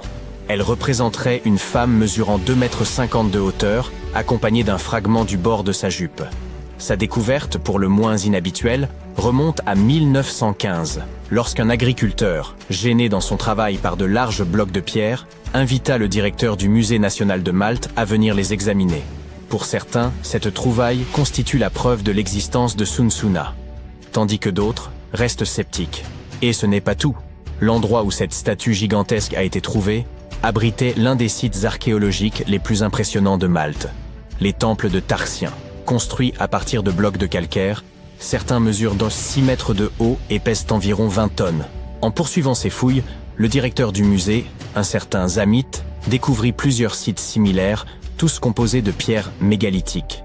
Ces structures, attribuées à des agriculteurs de l'âge de pierre ayant vécu sur une île isolée de la Méditerranée il y a des milliers d'années, défient toute logique. Il suffit d'observer les temples de Mnajdra. Il pourrait y bien représenter le tout premier calendrier au monde. Lors des équinoxes, le soleil traverse directement l'entrée principale et éclaire l'axe central du temple. Quant aux solstices, ils offrent 2 variations remarquables. Pendant le solstice d'été, les rayons illuminent le bord du mégalithe, situé à gauche de l'entrée, tandis qu'en hiver, ils se déplacent vers la droite. C'est là une démonstration fascinante de précision astronomique. Et que dire des structures de Al-Tarxien, déjà mentionnées? Ce complexe est considéré comme le plus ancien de tout Malte. Il a été édifié pour permettre des offrandes animales aux divinités. Une théorie confirmée par la découverte de nombreux ossements enfouis dans le sol. Les fouilles ont également révélé une riche collection de motifs en spirale, suggérant que les habitants utilisaient également cet espace pour des rituels religieux. Now, you can't find living dinosaurs nowadays, which is a good thing, mostly, but you can still meet some creatures that might have gone to lunch with them.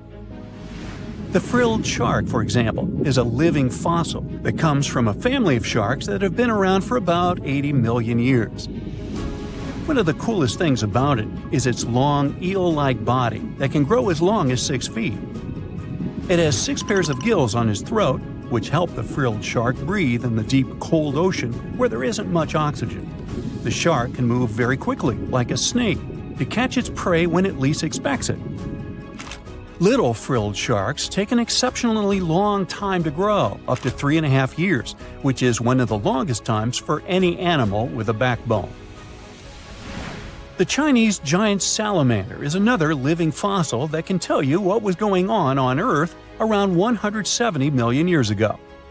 Now, when I say tell, I really mean it, as it can make sounds like hisses, whistles, and barks, and even a noise that sounds like a crying kid. The biggest Chinese salamander found so far weighed 130 pounds, as heavy as 2 Dalmatians, and was almost 6 feet long. Giant salamanders like to be alone. Hey, I want to be alone, and will chase away other salamanders from their space, except when it's time to start a family. During the day, they hide and sleep under rocks. They can make a special substance from their skin that keeps predators away. Now, gharials are reptiles that have been around for about 38 million years. They live in India and Nepal in slow-moving, muddy rivers. Sadly, there are very few gharials left in the wild, less than 100. These creatures can't control their body temperature, so they need to sunbathe to get warm or cool down in the water if they get too hot. Their eyes are close together and face forward, which helps them see in 3 dimensions and judge distances more accurately. Gharials also have a transparent third eyelid that protects their eyes when they're underwater. They have over 100 sharp teeth, but they can't chew their food. Instead, they use their strong jaws to grab prey and then, swallow it whole. The alligator gar is a fish that has a family history of more than 100 million years. It still has some cool features from ancient times, like being able to breathe both air and water. It also has a special spiral-shaped intestine, like a shark. The alligator gar is one of the biggest and heaviest fish in North America. Just like an alligator, it has a long body and snout, plus a row of sharp teeth. But instead of legs, the gar has fins to help it swim underwater. The tuatara isn't a lizard as you might think, and isn't a dinosaur either. This New Zealand resident is one of the most unique animals in the world. Scientists love studying tuataras because they can help us understand how today's lizards and snakes evolved. One of the coolest things about the tuatara is its third eye, called a parietal eye, on its head. It has its own lens, retina, and a nerve that connects it to the brain. Scientists think it might help the tuatara know when it's light or dark outside and absorb sunlight to make vitamin D or help them keep their body temperature exactly right. Tuataras can live an extraordinarily long time, up to 100 years. Cassowaries are the youngsters on our list, as they've been around for only 60 million years. They have some things in common with dinosaurs, like their 3-toed feet and how they breathe. Cassowaries love to eat fruit, lots and lots of fruit. This love of fruit helps the rainforest because when cassowaries eat the fruit, their bodies don't harm the seeds inside. As they move around the forest, they spread these seeds, you can guess how, with their own natural fertilizer, helping new plants grow. Cassowaries are big birds, about 6 feet tall and weigh over 100 pounds. They have a special claw on each foot that is 5 inches long, and they can use it to kick real fast. If they feel threatened, they can charge, kick, and even jump on someone. They can also leap up to 5 feet in the air. So, the best thing to do is stay far, far away from where they live. The order Notostraca is a group of crustaceans that you may know as tadpole shrimp or shield shrimps. These animals have been around for about 360 million years. They have a wide, flat shell that covers their head, and they have a pair of eyes on top. These creatures can be found all over the world in different kinds of water, like freshwater, brackish water, and even salty pools. They can also look different depending on where they live. Notostracans aren't picky eaters and can snack on pretty much anything, from plants to small animals and other shrimps. Some of them are considered pests in places like California rice paddies because they stir up the mud, which blocks sunlight from reaching the young rice plants. Sturgeons are some of the largest fish species on the planet. They live only in the cool waters of the northern hemisphere and never travel below the equator.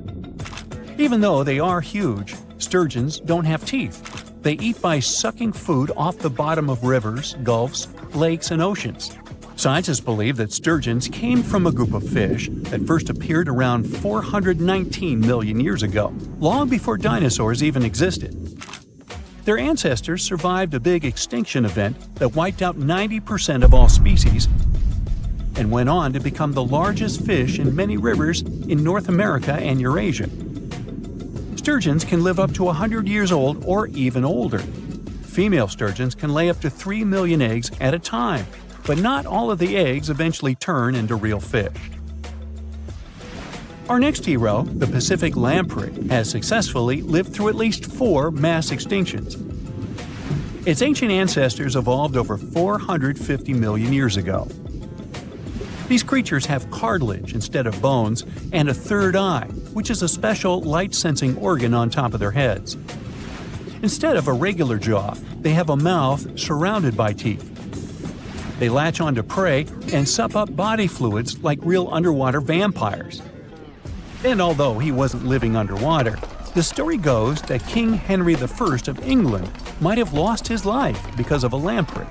The English monarch loved this fish so much that he defied doctors' orders to stop eating its flesh. He got sick every time he'd have it, but the lack of bones and the unusual taste made the royal fall in love with it. As a result, he got some scary symptoms from eating lamprey and eventually passed away. Can you say clueless? The elephant fish, also called the Australian ghost shark, has been on Earth for around 400 million years. Even though they're related to sharks, they aren't actually sharks. Instead of bones, their bodies are made entirely of cartilage. These fish have a special shiny tissue in their eyes that can make their eyes look like they change color from yellow to green. Elephant fish can be pretty tough and will fight back if they feel threatened. They like to be alone and usually don't hang out with other fish. Horseshoe crabs also deserve the title of survival champs, as they've been around even before dinosaurs, since 450 million years ago. 4 species are still roaming the ocean from Maine all the way to Mexico. Horseshoe crabs are more like spiders than ticks than they are like real crabs. They have 9 eyes, plus extra light sensors near their tails, so they can see really well. They breathe underwater using flap-like gills near their belly, and sometimes they use these gills to swim upside down. Every spring, when the tide is high, these creatures come up to the beach at night to mate and lay their eggs, and you can see hundreds of thousands of them.